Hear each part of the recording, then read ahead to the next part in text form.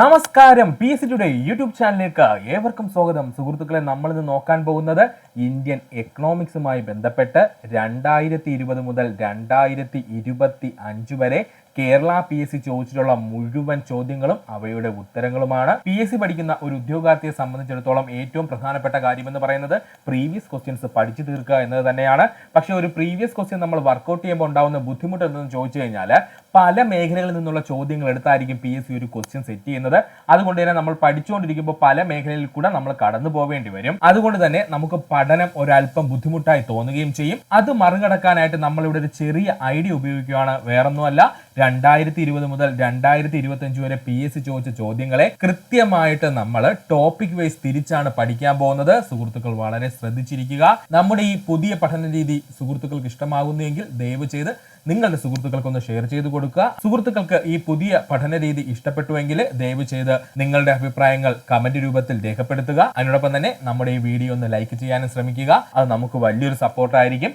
അപ്പോൾ നമുക്ക് സമയം കളയേണ്ട, നമ്മുടെ ക്ലാസ്സിലേക്ക് പോകാം. 2020 മുതൽ 2025 വരെയുള്ള കാലഘട്ടത്തിൽ കേരള PSC ചോദിച്ച ഇന്ത്യൻ എക്കണോമിക്സ് മേഖലയിലെ ചോദ്യങ്ങൾ. ഇവിടെ നമ്മൾ പ്രധാനമായിട്ടും നോക്കാൻ പോകുന്ന ടോപ്പിക്കുകൾ ഏതൊക്കെയെന്ന് ചോദിച്ചാൽ, റിസർവ് ബാങ്ക് ഓഫ് ഇന്ത്യയുമായി ബന്ധപ്പെട്ട ചോദ്യങ്ങൾ നമ്മൾ പഠിക്കും.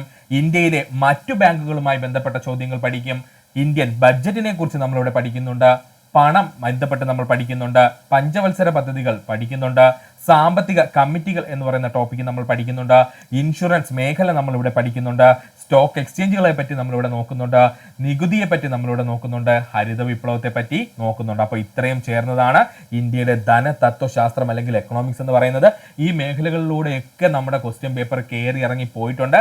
അത് ഈ ഒരു ക്ലാസ് കണ്ടു കഴിയുമ്പോൾ സുഹൃത്തുക്കൾക്ക് മനസ്സിലാകും. അപ്പോൾ നമുക്ക് സമയം കളയേണ്ട, ക്ലാസ്സിലേക്ക് പോകാം. ഒന്നാമത്തെ ചോദ്യം, വ്യവസായം ഉൾപ്പെടുന്നത് സമ്പദ് വ്യവസ്ഥയിലെ ഏത് മേഖലയിലാണ്? ഉത്തരം എന്താണ്? ദ്വിതീയ മേഖല അല്ലെങ്കിൽ സെക്കൻഡറി സെക്ടറിലാണ് അല്ലെ. അപ്പോൾ വ്യവസായം ഉൾപ്പെടുന്നത് സമ്പദ് വ്യവസ്ഥയിലെ ഏത് മേഖലയിലാണ് സുഹൃത്തുക്കളെ? സെക്കൻഡറി സെക്ടറിനുള്ളിലാണ്. ഇന്ത്യയിലെ സാമ്പത്തികാസൂത്രണ സംവിധാനമായ നീതി ആയോഗ് നിലവിൽ വന്നത് 2015 ജനുവരി 1. ഇന്ത്യയിൽ സാമ്പത്തികാസൂത്രണ സംവിധാനമായ നീതി ആയോഗ് നിലവിൽ വന്നത് എന്നാണ്?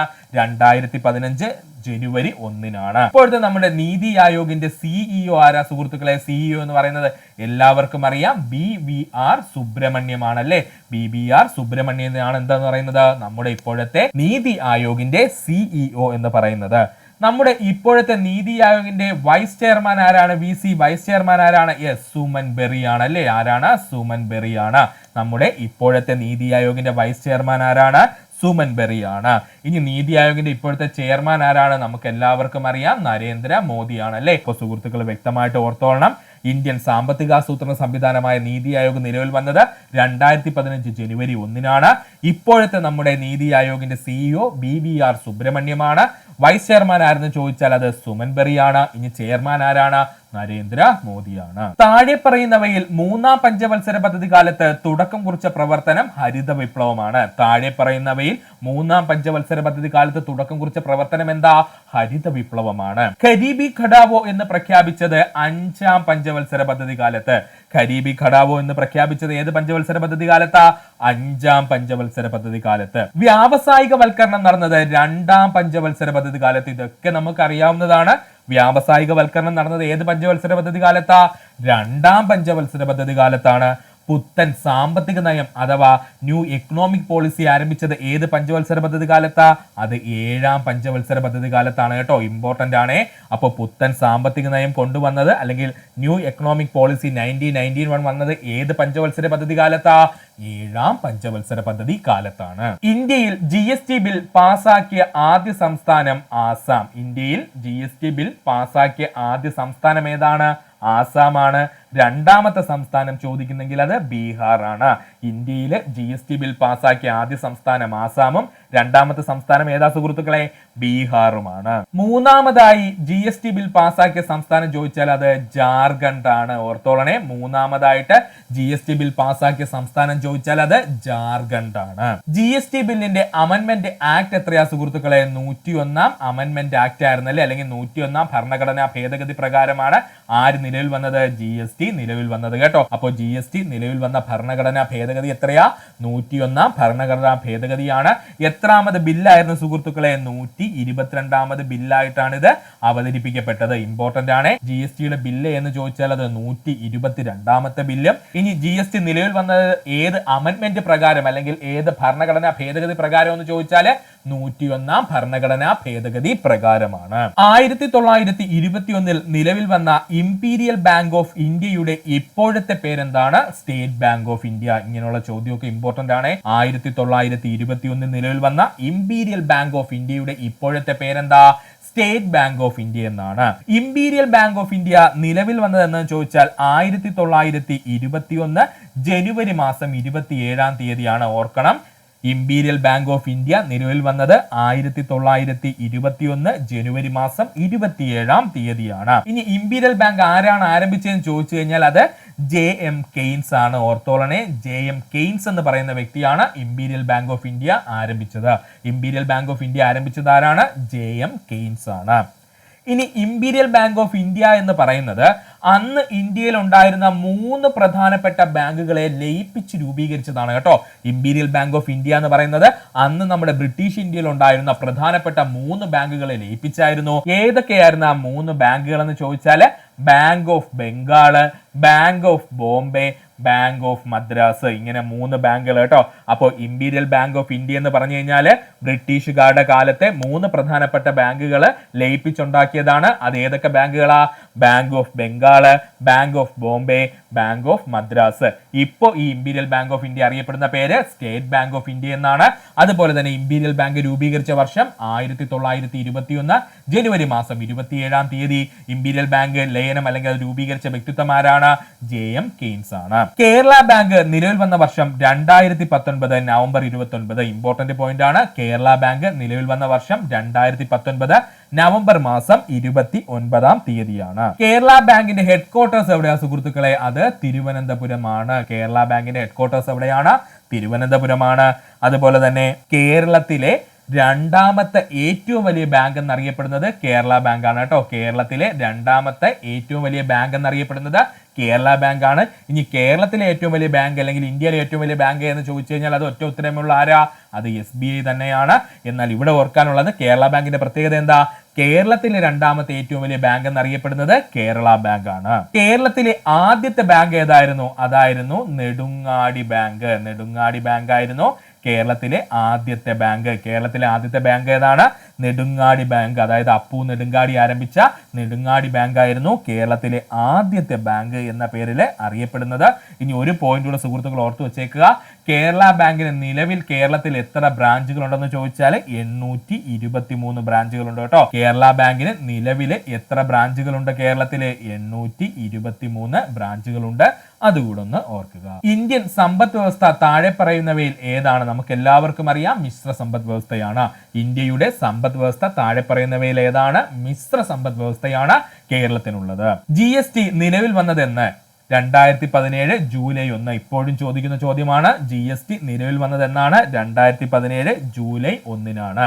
GSTയിലുള്ള പ്രധാനപ്പെട്ട സ്ലാബുകൾ PSC ചോദിക്കും. ഏതൊക്കെ സ്ലാബുകളാ ഉള്ളത്?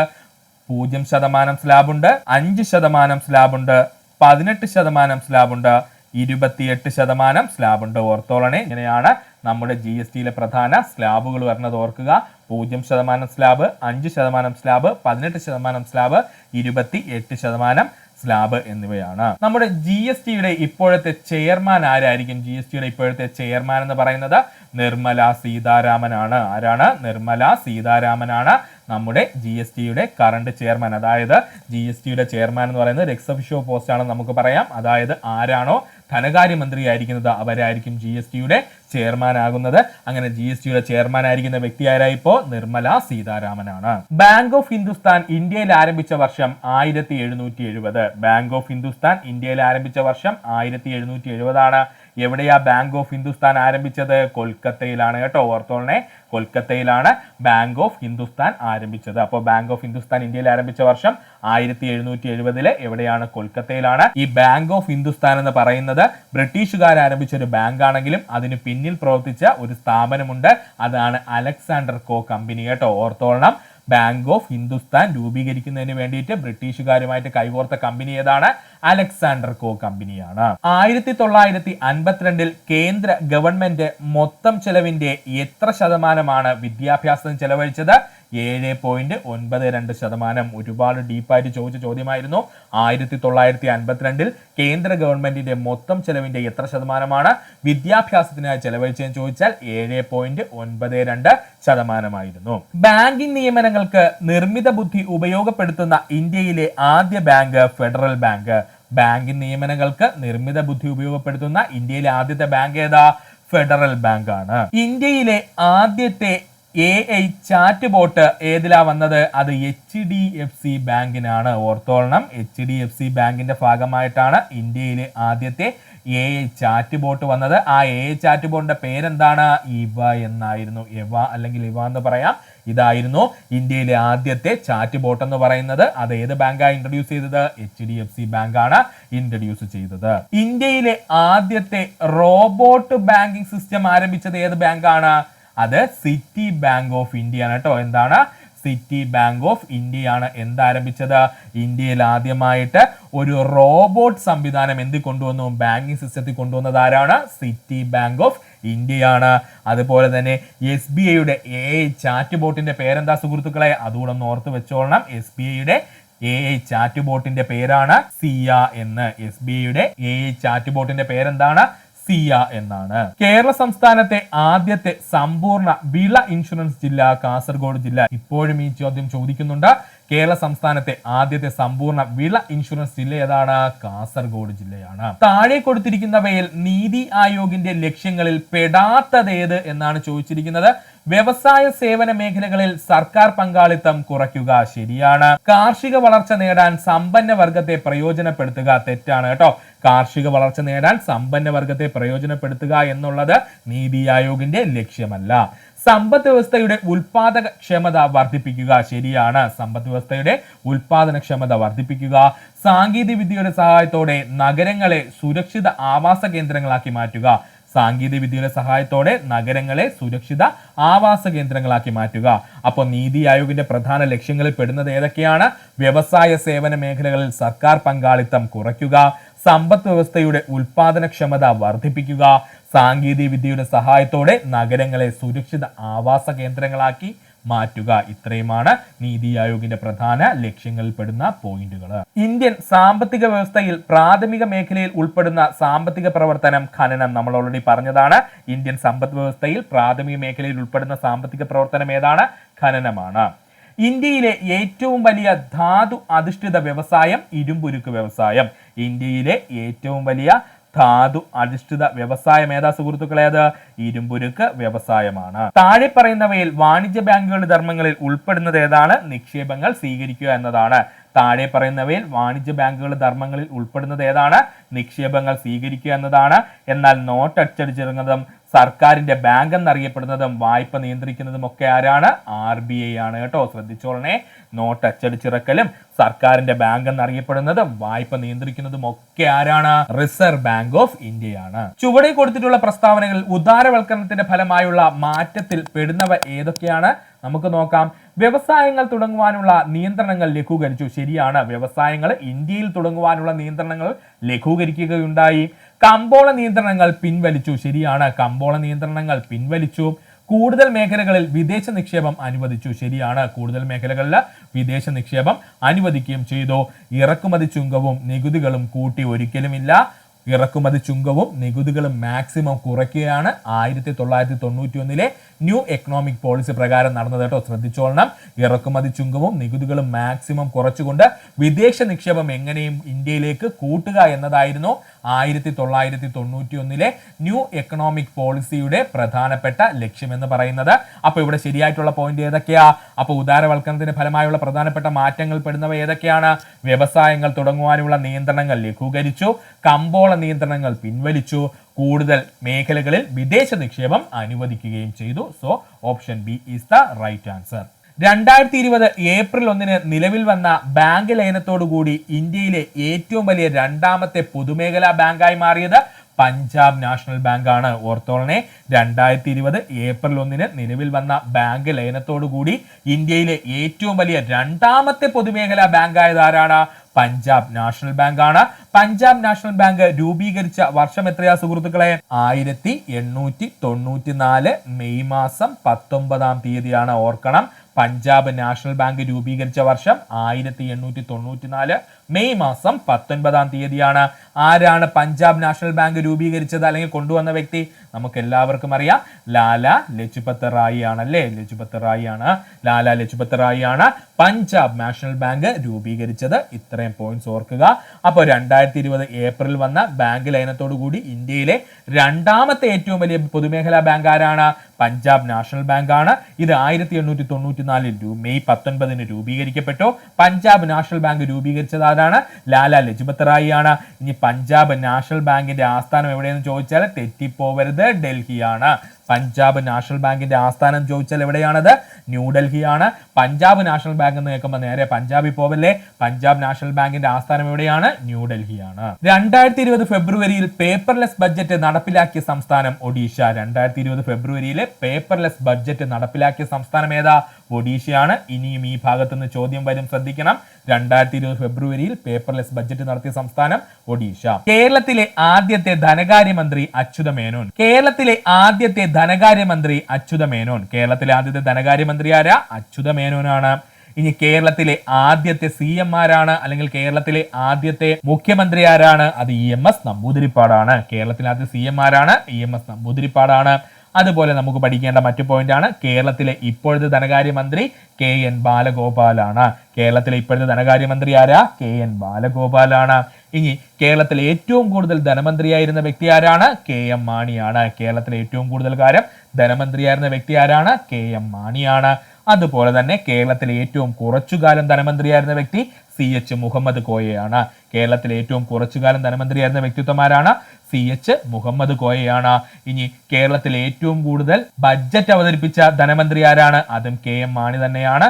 13 ബഡ്ജറ്റുകളാണ് അദ്ദേഹം അവതരിപ്പിച്ചത് കേട്ടോ. കേരളത്തിലെ ഏറ്റവും കൂടുതൽ ബഡ്ജറ്റ് അവതരിപ്പിച്ച ധനകാര്യമന്ത്രി ആരെന്ന് ചോദിച്ചാൽ അത് KM മാണിയാണ്. 13 ബഡ്ജറ്റുകളായിരുന്നു അദ്ദേഹം അവതരിപ്പിച്ചത്. റിസർവ് ബാങ്ക് ഓഫ് ഇന്ത്യയുടെ ചിഹ്നത്തിലുള്ള മൃഗം ഏതാണ്? ഉത്തരം കടുവ. റിസർവ് ബാങ്ക് ഓഫ് ഇന്ത്യയുടെ ചിഹ്നത്തിലുള്ള മൃഗം ഏതാ സുഹൃത്തുക്കളെ? കടുവയാണ്. ഇനി റിസർവ് ബാങ്ക് ഓഫ് ഇന്ത്യയുടെ ചിഹ്നത്തിലുള്ള വൃക്ഷം ഏതെന്ന് ചോദിച്ചാൽ അത് പാം ട്രീ അഥവാ പനയാണ്. നമ്മുടെ റിസർവ് ബാങ്ക് ഓഫ് ഇന്ത്യയുടെ ചിത്രത്തിലുള്ള വൃക്ഷം ഏതെന്ന് ചോദിച്ചാൽ അത് പാം ട്രീ അഥവാ പനയാണ്. അതുകൂടെ ഒന്ന് ഓർക്കുക. ഇനി റിസർവ് ബാങ്ക് ഓഫ് ഇന്ത്യയുടെ ചിഹ്നത്തിൽ ആദ്യകാലത്തുണ്ടായിരുന്ന മൃഗം എന്ന് ചോദിച്ചാൽ അത് സിംഹമാണ്.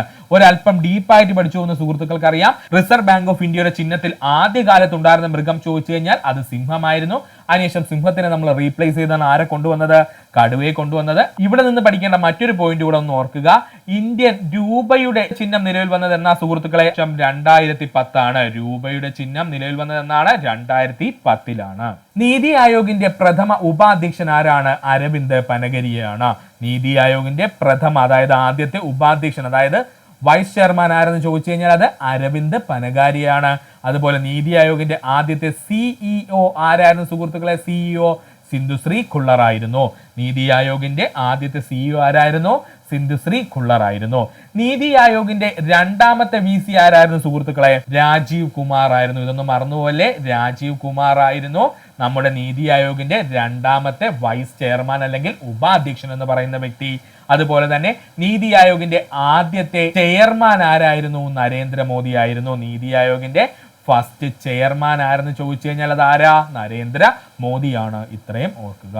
ഹരിത വിപ്ലവത്തിന്റെ ജന്മദേശം എന്നറിയപ്പെടുന്നത് മെക്സിക്കോയാണ്. ഹരിത വിപ്ലവത്തിന്റെ ജന്മദേശം എന്നറിയപ്പെടുന്നത് മെക്സിക്കോയാണ്.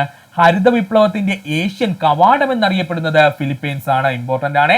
ഹരിത വിപ്ലവത്തിന്റെ ഏഷ്യൻ കവാടം എന്നറിയപ്പെടുന്നത് ആരാണ്? അത് ഫിലിപ്പീൻസ് ആണ്. ഹരിത വിപ്ലവത്തിന്റെ ഏഷ്യൻ കവാടം എന്നറിയപ്പെടുന്നത് ആരാ? അത് ഫിലിപ്പീൻസ് ആണ്. ഇനി ഹരിത വിപ്ലവത്തിന്റെ പിതാവ് എന്ന് പറഞ്ഞു കഴിഞ്ഞാൽ അത് ആരാണ്? നോർമൻ ബോർലോഗ് ആണ് കേട്ടോ. പലർക്കും തെറ്റുന്നതാണ്. നോർമൻ ബോർലോഗിനെയാണ് നമ്മൾ എന്തെന്ന് വിളിക്കുന്നത്? ഹരിത വിപ്ലവത്തിന്റെ പിതാവ് എന്ന് വിളിക്കുന്നത്. ഇന്ത്യൻ ഹരിത വിപ്ലവത്തിന്റെ പിതാവ് വരുമ്പോഴാണ് ആര് വരുന്നത്? MS സ്വാമിനാഥൻ വരുന്നത്. ഇന്ത്യൻ ഹരിത വിപ്ലവത്തിന്റെ പിതാവ് MS സ്വാമിനാഥൻ. എന്നാൽ ലോകത്തിൽ മൊത്തത്തിൽ ഹരിത വിപ്ലവത്തിന്റെ പിതാവ് എന്നറിയപ്പെടുന്നത് നോർമൻ ബോർലോഗ് ആണ്. ഹരിത വിപ്ലവത്തിന്റെ ജന്മദേശം എന്നറിയപ്പെടുന്നത് മെക്സിക്കോ. ഇനി അടുത്ത പോയിന്റ് എന്താ? ഹരിത വിപ്ലവത്തിന്റെ ഏഷ്യൻ കവാടം അല്ലെങ്കിൽ ഗേഹം എന്നൊക്കെ അറിയപ്പെടുന്നത് ആരാണ്? ഫിലിപ്പീൻസ് ആണ്. വരുമാനം കൂടുതലും ചിലവ് കുറവും കാണിക്കുന്ന ബജറ്റാണ് മിച്ച ബജറ്റ് എന്നറിയപ്പെടുന്നത്. വരുമാനം കൂടുതലും ചിലവ് കുറവും കാണിക്കുന്ന ബജറ്റ് അറിയപ്പെടുന്ന പേരെന്താണ്? മിച്ച ബജറ്റ്. അതായത് ബജറ്റ് ഒരു കഴിയുമ്പോൾ കയ്യിൽ വല്ലതും മിച്ചം കാണും കേട്ടോ. അപ്പോൾ വരുമാനം കൂടുതലും ചിലവ് കുറവും കാണിക്കുന്ന ബജറ്റ് ഏതാണ്? മിച്ച ബജറ്റാണ്. നാഷണൽ പ്ലാനിംഗ് കൗൺസിൽ രൂപീകരിച്ച വർഷം 1965. NDC അല്ലേ? ഇത് നാഷണൽ പ്ലാനിംഗ് കൗൺസിൽ രൂപീകരിച്ച വർഷം ചോദിച്ചാൽ അത് 1965. 4ാം പഞ്ചവത്സര പദ്ധതി കാലത്താണ് നാഷണൽ പ്ലാനിംഗ് കൗൺസിൽ രൂപീകരിക്കപ്പെട്ടത് കേട്ടോ. നാഷണൽ പ്ലാനിംഗ് കൗൺസിൽ രൂപീകരിക്കപ്പെട്ട വർഷം 1965. 4ാം പഞ്ചവത്സര പദ്ധതി കാലത്താണ് നാഷണൽ പ്ലാനിംഗ് കൗൺസിൽ രൂപീകരിക്കപ്പെട്ടത്. നാഷണൽ പ്ലാനിംഗ് കൗൺസിലിന്റെ ആദ്യത്തെ ചെയർമാനായ വ്യക്തി ആരെന്ന് ചോദിച്ചാൽ അത് അശോക മേത്തയാണ്. ആരാണ്? അശോക മേത്തയാണ്. ഓർത്തോളണേ, നാഷണൽ പ്ലാനിംഗ് കൗൺസിലിന്റെ ആദ്യ ചെയർമാൻ ആരായിരുന്നു? അശോക മേത്തയായിരുന്നു. ഇന്ത്യൻ സമ്പദ് വ്യവസ്ഥയുടെ നട്ടെൽ എന്നറിയപ്പെടുന്നത് കൃഷിയാണ്. ഇന്ത്യൻ സമ്പദ് വ്യവസ്ഥയുടെ നട്ടെൽ എന്നറിയപ്പെടുന്നത് എന്താണ്? കൃഷിയാണ്. GDP യുടെ ഘടക ചെലവ് എന്താണെന്നാണ് ചോദിച്ചിരിക്കുന്നത്. GDP യുടെ ഘടക ചെലവ് എന്ന് പറഞ്ഞാൽ ഫാക്ടറൽ കോസ്റ്റ് കേട്ടോ. അതെങ്ങനെയാണെന്ന് ചോദിച്ചാൽ GDP അറ്റ് MP മൈനസ് അറ്റ പരോക്ഷ നികുതികൾ. അതായത് എന്തിനാണ് ഇത് നോക്കുന്നതെന്ന് ചോദിച്ചു കഴിഞ്ഞാൽ വേറെ ഒന്നുമില്ല സുഹൃത്തുക്കളെ, സിമ്പിൾ ആണ്. ഉൽപാദന ചിലവ് പ്രതിഫലിപ്പിക്കുന്ന GDP എന്ന് ചോദിച്ചാൽ GDP യുടെ ഘടക ചെലവ് നോക്കിയിട്ടാണ് കേട്ടോ. ഉൽപാദന ഘടകങ്ങളിൽ നിഷ്ക്രിയമായത് സ്ഥലവും മൂലധനവും. ഓർക്കണേ, ഉൽപാദന ഘടകങ്ങളിൽ നിഷ്ക്രിയമായത് സ്ഥലവും മൂലധനവുമാണ്. താഴെ പറയുന്നവയിൽ ഏതാണ് സമ്പദ് വ്യവസ്ഥയിൽ സമ്പത്തിന്റെ വിതരണം കുറയ്ക്കുന്നതെന്ന് ചോദിച്ചു കഴിഞ്ഞാൽ ഗവൺമെന്റ് സെക്യൂരിറ്റീസിനെ RBI വിൽക്കുന്നത് മൂലം സമ്പത്തിന്റെ വിതരണം കുറയുന്നു. ഓർക്കണം, താഴെ പറയുന്നവയിൽ ഏതാണ് സമ്പദ് വ്യവസ്ഥയിൽ സമ്പത്തിന്റെ വിതരണം കുറയ്ക്കുന്നതെന്ന് ചോദിച്ചാൽ ഗവൺമെന്റിന്റെ സെക്യൂരിറ്റീസിനെ RBI വിൽക്കുവാണെങ്കിൽ സമ്പത്തിന്റെ വിതരണം എന്ത് ചെയ്യും? കുറയും. റിപ്പോ റേറ്റിനെ പറ്റി താഴെ പറയുന്നവയിൽ ശരിയായത് ഏതെന്നാണ് ചോദിച്ചിരിക്കുന്നത്. ഇത് എല്ലായ്പ്പോഴും ബാങ്കിന്റെ റേറ്റിൽ കുറവാണ്. ശരിയാണ്. റിപ്പോ റേറ്റ് എന്ന് പറയുന്നത് എപ്പോഴും ബാങ്കിന്റെ റേറ്റിൽ കുറവായിരിക്കും. ഇത് വിപരീത റിപ്പോ റേറ്റിനേക്കാൾ എപ്പോഴും ഉയർന്നതായിരിക്കും. വിപരീത റിപ്പോ റേറ്റ് എന്ന് പറഞ്ഞാൽ റിവേഴ്സ് റിപ്പോ റേറ്റ് കേട്ടോ. എപ്പോഴും റിപ്പോ റേറ്റ് എന്ന് പറയുന്നത് റിവേഴ്സ് റിപ്പോ റേറ്റിനേക്കാളും കൂടിയതായിരിക്കും. ഇത് ഹ്രസ്വകാല സാമ്പത്തിക ആവശ്യങ്ങളെ കേന്ദ്രീകരിക്കുന്നു. അതും ശരി തന്നെയാണ്. നമ്മുടെ റിപ്പോ റേറ്റ് എന്ന് പറയുന്നത് ഹ്രസ്വകാല സാമ്പത്തിക ആവശ്യങ്ങളെ കേന്ദ്രീകരിച്ചിരിക്കും. അതായത് ഈ റിപ്പോ റേറ്റും റിവേഴ്സ് റിപ്പോ റേറ്റും എപ്പോഴും ഇങ്ങനെ മാറിക്കൊണ്ടിരിക്കും, ചേഞ്ച് ചെയ്തുകൊണ്ടിരിക്കുന്ന സാധനമാണ്. അതുകൊണ്ട് തന്നെ ഒരു ഹ്രസ്വകാല സാമ്പത്തിക ആവശ്യങ്ങളെ കേന്ദ്രീകരിക്കുന്നതാണ് എപ്പോഴും റിപ്പോ റേറ്റ്, അല്ലെന്നുണ്ടെങ്കിൽ റിവേഴ്സ് റിപ്പോ റേറ്റ് എന്നൊക്കെ ഉള്ളത്. അപ്പോൾ ഇവിടെ ശരിയായിട്ടുള്ളത് 1, 2, 3 മാത്രമാണ്. ഒന്നും കൂടെ പറയാൻ ശ്രദ്ധിക്കുക. അപ്പോൾ റിപ്പോ റേറ്റിനെ പറ്റി പ്രതിപാദിക്കുന്ന പ്രധാനപ്പെട്ട പോയിന്റുകൾ എന്തൊക്കെയാണ്? റിപ്പോ റേറ്റ് എപ്പോഴും ബാങ്ക് റേറ്റിനേക്കാൾ കുറവായിരിക്കും. റിപ്പോ റേറ്റ് റിവേഴ്സ് റിപ്പോ റേറ്റിനേക്കാൾ എപ്പോഴും ഉയർന്നതായിരിക്കും. ഇനി റിപ്പോ റേറ്റ് ആവട്ടെ റിവേഴ്സ് റിപ്പോ റേറ്റ് ആവട്ടെ, ഇത് രണ്ടും ഹ്രസ്വകാല സാമ്പത്തിക ആവശ്യങ്ങളെ കേന്ദ്രീകരിച്ചിരിക്കുന്നത് ആയിരിക്കും. ഫിസിക്കൽ ഡെഫിസിറ്റ് ധനക്കമ്മി എന്നാൽ എന്താണെന്നാണ് ചോദിച്ചിരിക്കുന്നത്. എന്താണ് ഫിസിക്കൽ ഡെഫിസിറ്റ്? ഫിസിക്കൽ ഡെഫിസിറ്റ് എന്ന് വെച്ചാൽ മലയാളത്തിൽ നമ്മൾ ധനക്കമ്മി എന്ന് പറയും. ഒന്നുമില്ല, ഒരു സർക്കാരിന്റെ വരുമാനം എന്ന് പറയുന്നത് കുറവായിരിക്കും, ചിലവെന്ന് പറയുന്നത് കൂടുതലായിരിക്കും. ഇങ്ങനെയുള്ള സിറ്റുവേഷനാണ് നമ്മൾ ധനക്കമ്മി അഥവാ ഫിസിക്കൽ ഡെഫിസിറ്റ് എന്ന് പറയുന്നത്. അപ്പോൾ എന്താ ഫിസിക്കൽ ഡെഫിസിറ്റ് അല്ലെങ്കിൽ ധനക്കമ്മി എന്ന് പറഞ്ഞാൽ? ഒരു സർക്കാരിന്റെ ചെലവ് കൂടുതലും വരുമാനം വളരെ കുറവുമാണെങ്കിൽ നമ്മൾ വിളിക്കും എന്താണ്? ധനക്കമ്മി അഥവാ ഫിസിക്കൽ ഡെഫിസിറ്റ് എന്നുള്ളത്. ഇതെങ്ങനെ കണ്ടുപിടിക്കാന്ന് ചോദിച്ചു കഴിഞ്ഞാൽ മുഴുവൻ ചെലവിൽ നിന്നും ഒരു സർക്കാരിന്റെ മുഴുവൻ വരുമാനവും അതിനോടൊപ്പം കടമില്ലാത്ത മൂലധന രസീതും കൂടെ കുറയ്ക്കണം. എന്താ ഈ കടമില്ലാത്ത മൂലധന രസീത്? നമ്മൾ ഒരാളെ നിന്ന് കടം വാങ്ങിച്ചു വെച്ചാൽ അത് നമ്മൾ തിരിച്ചടയ്ക്കേണ്ടേ? തിരിച്ചടയ്ക്കുമ്പോൾ അത് നമ്മുടെ വരുമാനം എന്ന് പറയാൻ പറ്റുമോ? ഇല്ലല്ലേ. എപ്പോഴാണെങ്കിലും ആ കടം നമ്മൾ തിരിച്ചടയ്ക്കേണ്ടി വരും. അതുകൊണ്ട് അത് നമ്മുടെ വരുമാനം എന്ന് പറയാൻ പറ്റൂല. അപ്പോൾ അങ്ങനെ കടമില്ലാത്ത മൂലധന രസീതുകളും അതുപോലെ മുഴുവൻ വരുമാന രസീതുകളും തമ്മിൽ കൂട്ടിയിട്ട് ആ ഗവൺമെന്റിന്റെ മുഴുവൻ ചെലവങ്ങ് കുറച്ച് കഴിയുമ്പോൾ നമുക്ക് എന്ത് കിട്ടും? ഫിസിക്കൽ ഡെഫിസിറ്റ് അഥവാ ധനക്കമ്മി നമുക്ക് ലഭിക്കുന്നതാണ്. ഇന്ത്യയിലെ ഹരിത വിപ്ലവത്തിന്റെ പിതാവ് ഡോക്ടർ MS സ്വാമിനാഥൻ. ഇന്ത്യൻ ഹരിത വിപ്ലവത്തിന്റെ പിതാവാര ഡോക്ടർ MS സ്വാമിനാഥനാണ്. ഖരീബി ഘടാവോ എന്ന മുദ്രാവാക്യം ഏത് പഞ്ചവത്സര പദ്ധതിയുമായി ബന്ധപ്പെട്ടിരിക്കുന്നു? 5ാം പഞ്ചവത്സര പദ്ധതിയുമായി ബന്ധപ്പെട്ടിരിക്കുന്നു. ഖരീബി ഘടാവോ എന്ന മുദ്രാവാക്യം ഏത് പഞ്ചവത്സര പദ്ധതിയുമായി ബന്ധപ്പെട്ടിരിക്കുന്നത്? 5ാം പഞ്ചവത്സര പദ്ധതിയുമായാണ് ബന്ധപ്പെട്ടിരിക്കുന്നത്. 1971 ഇന്ദിരാഗാന്ധി അവരുടെ ഇലക്ഷൻ ക്യാമ്പയിന്റെ ഭാഗമായിട്ടാണ് ആദ്യമായിട്ട് ഗരീബി ഘടാവോ എന്ന മുദ്രാവാക്യം ഉയർത്തിയത്. അപ്പോൾ ഇവിടെ പഠിക്കേണ്ട പോയിന്റ് എന്ന് ചോദിച്ചാൽ ഗരീബി ഘടാവോ എന്ന മുദ്രാവാക്യം ഉയർത്തിയതാരാണ്? ഇന്ദിരാഗാന്ധിയാണ്. വർഷം എത്രയാ? 1971 വികസനത്തിന്റെ LPG മാതൃക ഇന്ത്യയിൽ കൊണ്ടുവന്ന ധനകാര്യമന്ത്രി ഡോക്ടർ മൻമോഹൻ സിംഗ്. വികസനത്തിന്റെ LPG മാതൃക ഇന്ത്യയിൽ കൊണ്ടുവന്ന ധനകാര്യമന്ത്രി ആരാ? മൻമോഹൻ സിംഗ് ആണ്. LPG മാതൃക എന്ന് കേട്ട് സുഹൃത്തുക്കൾ പേടിക്കൊന്നും വേണ്ട. ന്യൂ എക്കണോമിക് പോളിസിയിലെ NEP 1991 ആ സാധനത്തിന് തന്നെയാണ് LPG മാതൃക എന്ന് പറയുന്നത്. L എന്ന് പറഞ്ഞു കഴിഞ്ഞാൽ ലിബറലൈസേഷൻ, P എന്ന് പറഞ്ഞു കഴിഞ്ഞാൽ പ്രൈവറ്റൈസേഷൻ, G എന്ന് പറഞ്ഞാൽ ഗ്ലോബലൈസേഷൻ കേട്ടോ. അതിനെയാണ് ഈ LPG മാതൃക എന്നുകൊണ്ട് ഉദ്ദേശിക്കുന്നത്.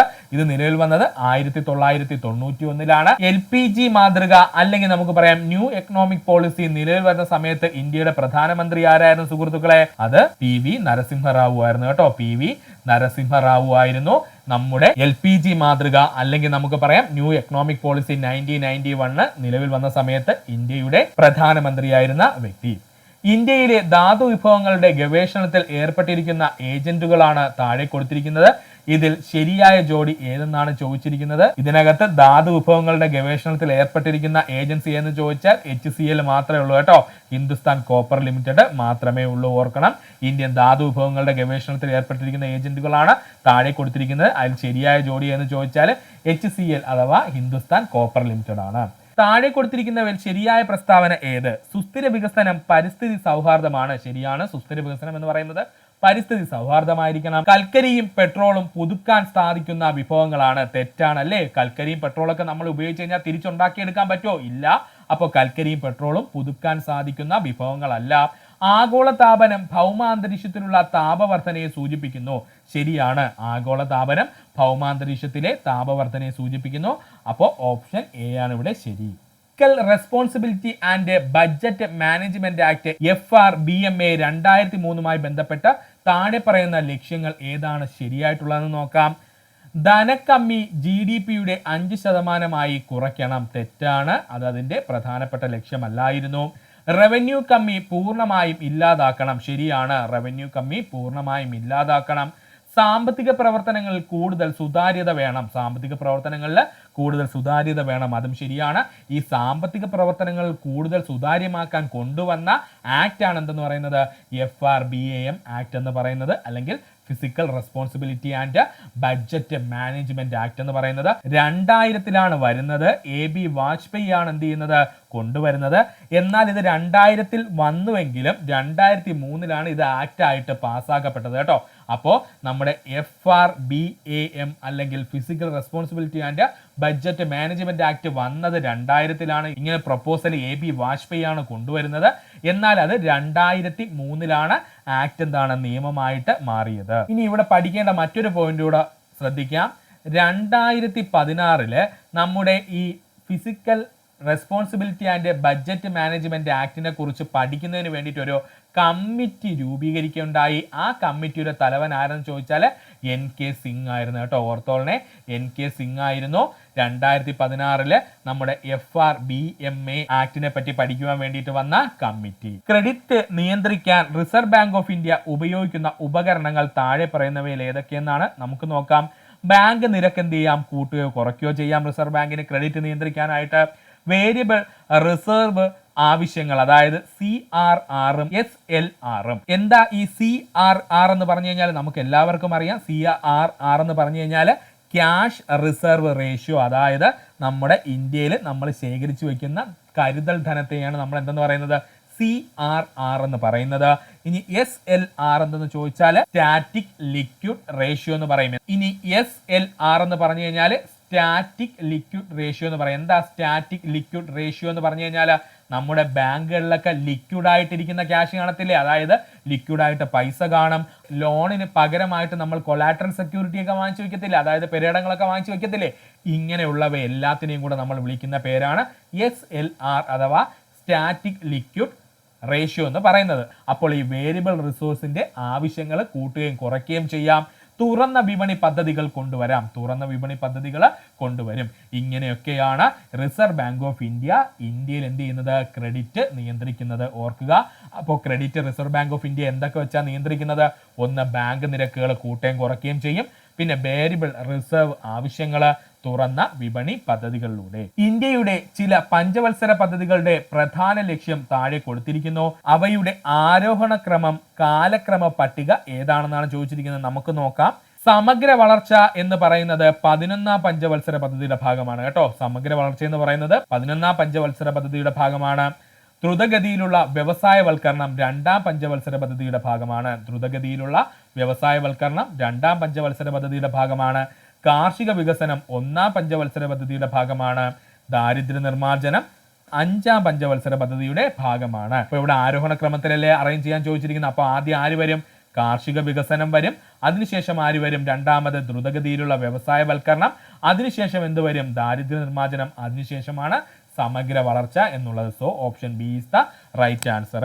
അപ്പോൾ കാർഷിക വികസനം 1ാം പഞ്ചവത്സര പദ്ധതി, ദ്രുതഗതിയിലുള്ള വ്യവസായവൽക്കരണം 2ാം പഞ്ചവത്സര പദ്ധതി, ദാരിദ്ര്യ നിർമ്മാർജ്ജനം 5ാം പഞ്ചവത്സര പദ്ധതി, സമഗ്ര വളർച്ച 11ാം പഞ്ചവത്സര പദ്ധതി. ഇലക്ട്രൽ ബോണ്ടുകൾ ഇഷ്യൂ ചെയ്യുന്നതിന്, എൻകാഷ് ചെയ്യുന്നതിനും അംഗീകാരമുള്ള ഇന്ത്യയിലെ ഒരേ ബാങ്ക് സ്റ്റേറ്റ് ബാങ്ക് ഓഫ് ഇന്ത്യയാണ്.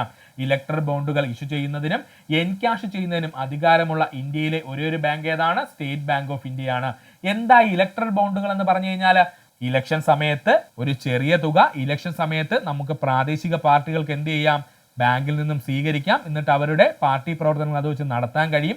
ഇതിനു വേണ്ടി ഉപയോഗിക്കുന്നതാണ് ഇലക്ട്രൽ ബോണ്ടുകൾ എന്നുള്ളത്. എന്തിനാണ് ഇങ്ങനെ ഇലക്ട്രൽ ബോണ്ടുകൾ കൊണ്ടുവന്നതെന്ന് ചോദിച്ചാൽ, ഈ പാർട്ടി ഫണ്ടിന് സുതാര്യത വേണമെന്ന് പറഞ്ഞുകൊണ്ടാണ് ഇലക്ട്രൽ ബോണ്ടുകൾ ഇഷ്യൂ ചെയ്തത്.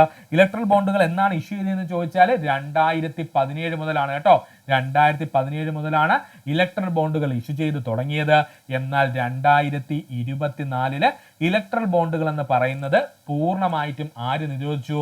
നമ്മുടെ സുപ്രീം കോടതി നിരോധിച്ചു കേട്ടോ. അപ്പൊ 2024 നമ്മുടെ സുപ്രീം കോടതി ഇത് ഭരണഘടനയ്ക്ക് എതിരാണെന്ന് പറഞ്ഞുകൊണ്ട് ഇലക്ട്രൽ ബോണ്ടുകളെ നിരോധിക്കുകയും, ഇലക്ട്രൽ ബോണ്ടുകൾ ആദ്യമായിട്ട് വന്നത് 2017 അതുകൂടെ ഒന്ന് ഓർത്തു വെക്കുക. താഴെ പറയുന്ന പ്രസ്താവനകൾ ഏതാണ് തെറ്റായത്? താഴെ കൊടുത്തിരിക്കുന്ന കോഡിൽ നിന്നും തിരഞ്ഞെടുക്കുക. സുസ്ഥിര വികസനം പരിസ്ഥിതി സൗഹാർദ്ദപരമാണ്. ശരിയാണ്. നമ്മൾ നേരത്തെ പറഞ്ഞിരുന്നു സുസ്ഥിര വികസനം എന്ന് പറയുന്നത് പരിസ്ഥിതി സൗഹാർദ്ദപരമാണ്. സുസ്ഥിര വികസനം സാധ്യമാകണമെങ്കിൽ പാരമ്പര്യ ഊർജ്ജ സ്രോതസ്സുകളെ ആശ്രയിക്കണം. തെറ്റാണ് കേട്ടോ. സുസ്ഥിര വികസനം സാധ്യമാക്കണമെങ്കിൽ പാരമ്പര്യ ഊർജ്ജ സ്രോതസ്സുകളുടെ കാര്യമൊന്നുമില്ല. പാരമ്പര്യേതര ഊർജ്ജ സ്രോതസ്സുകൾ ഉപയോഗിച്ചാൽ നമുക്ക് സുസ്ഥിര വികസനം കൊണ്ടുവരാൻ കഴിയും. സുസ്ഥിര വികസനത്തിന് താപ വൈദ്യുത പദ്ധതികൾ പ്രോത്സാഹിപ്പിക്കണം. തെറ്റാണ്. സുസ്ഥിര വികസനത്തിന് താപ വൈദ്യുത പദ്ധതികൾ പ്രോത്സാഹിപ്പിക്കേണ്ട കാര്യമില്ല. പകരം എന്താണ്? പാരമ്പര്യേതര ഊർജ്ജ സ്രോതസ്സുകളായിട്ടുള്ള കാറ്റിൽ നിന്നുള്ള വൈദ്യുതി, തിരമാലയിൽ നിന്നുള്ള വൈദ്യുതി, അല്ലെന്നുണ്ടെങ്കിൽ നമുക്ക് പറയാം ന്യൂക്ലിയർ എനർജി, ഇതൊക്കെയാണ് കൂടുതലായിട്ട് ഉയർത്തിക്കൊണ്ട് വരുവാനുള്ളത്. അപ്പോൾ ഇവിടെ തെറ്റായിട്ടുള്ളത് 2ഉം 3ഉം മാത്രമാണ്. എപ്പോഴും ഓർക്കുക, സുസ്ഥിര വികസനം എന്ന് പറയുന്നത് എപ്പോഴും എന്തായിരിക്കും? പരിസ്ഥിതി സൗഹാർദ്ദം ആയിരിക്കും. ശരിയായ ജോഡികൾ കണ്ടെത്തുക. ആബിദ് ഹുസൈൻ കമ്മീഷൻ വ്യാപാര നയ പരിഷ്കരണം. ശരിയാണ്. ആബിദ് ഹുസൈൻ കമ്മീഷൻ എന്ന് പറയുന്നത് വ്യാപാര നയ പരിഷ്കരണം തന്നെയാണ്. ഹരിത വിപ്ലവം പഴം പച്ചക്കറി കൃഷി മേഖല അല്ല. ഹരിത വിപ്ലവം എന്ന് പറഞ്ഞു കഴിഞ്ഞാൽ പഴം പച്ചക്കറികൾ മാത്രമല്ല, കാർഷിക മേഖലയിലെ മൊത്തമായിട്ടുള്ള വളർച്ചയായിരുന്നു ഹരിത വിപ്ലവം കൊണ്ട് ഉദ്ദേശിച്ചത്.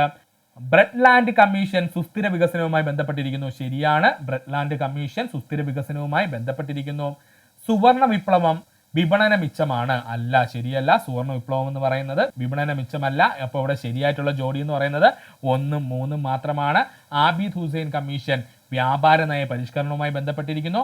ബ്രെഡ്ലാൻഡ് കമ്മീഷൻ സുസ്ഥിര വികസനവുമായി ബന്ധപ്പെട്ടിരിക്കുന്നു. താഴെ പറയുന്ന പ്രസ്താവനകൾ നബാർഡുമായി ബന്ധപ്പെട്ട തെറ്റായ പ്രസ്താവന ഏതാണ്? ശിവരാമൻ കമ്മിറ്റിയുടെ ശുപാർശ പ്രകാരം സ്ഥാപിക്കപ്പെട്ടു. ശരിയാണ്. ശിവരാമൻ കമ്മിറ്റിയുടെ ശുപാർശ പ്രകാരമാണ് നബാർഡ് രൂപീകരിക്കപ്പെട്ടത്. കൃഷിയും ഗ്രാമവികസനത്തിനു വേണ്ടിയുള്ള ദേശീയ ബാങ്ക് എന്നറിയപ്പെടുന്നത് നബാർഡാണ്.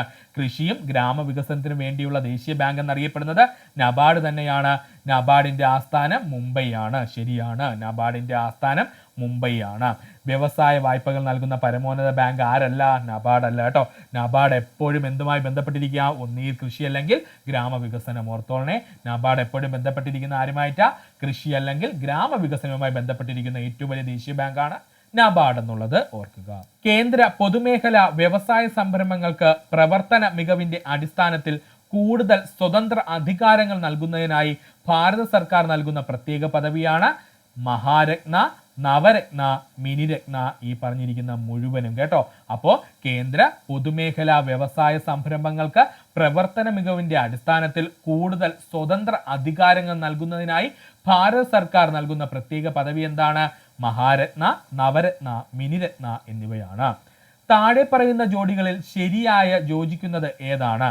മൂന്നാം പഞ്ചവത്സര പദ്ധതി വ്യവസായ വികസനമാണോ? മൂന്നാം പഞ്ചവത്സര പദ്ധതി വ്യാവസായിക വികസനമല്ല. അഞ്ചാം പഞ്ചവത്സര പദ്ധതി സുസ്ഥിര വികസനം അല്ല. അഞ്ചാം പഞ്ചവത്സര പദ്ധതി സുസ്ഥിര വികസനമല്ല. എട്ടാം പഞ്ചവത്സര പദ്ധതി മാനവശേഷി വികസനം ശരിയാണ്. എട്ടാം പഞ്ചവത്സര പദ്ധതി മാനവശേഷി വികസനം തന്നെയാണ്. 12ാം പഞ്ചവത്സര പദ്ധതി ഗ്രാമീണ വികസനമല്ല, സുസ്ഥിര വികസനമാണ് കേട്ടോ. 12ാം പഞ്ചവത്സര പദ്ധതി ഗ്രാമീണ വികസനമല്ല, സുസ്ഥിര വികസനമാണ് വരുന്നത്. ഇന്ത്യൻ ദേശീയ വരുമാനം കണക്കാക്കുന്ന സ്ഥാപനം ഏതാണ്? സെൻട്രൽ സ്റ്റാറ്റിസ്റ്റിക്കൽ ഓർഗനൈസേഷൻ അഥവാ CSO ആണ്. ഇന്ത്യയിലെ ദേശീയ വരുമാനം കണക്കാക്കുന്ന സ്ഥാപനം ഏതാണ്? സെൻട്രൽ സ്റ്റാറ്റിസ്റ്റിക്കൽ ഓർഗനൈസേഷൻ അഥവാ CSO ആണ്. 2017 ജൂലൈ 1 ഇന്ത്യയിൽ നിലവിൽ വന്ന GST ലയിപ്പിക്കപ്പെടാത്ത നികുതി ഏതാണ്?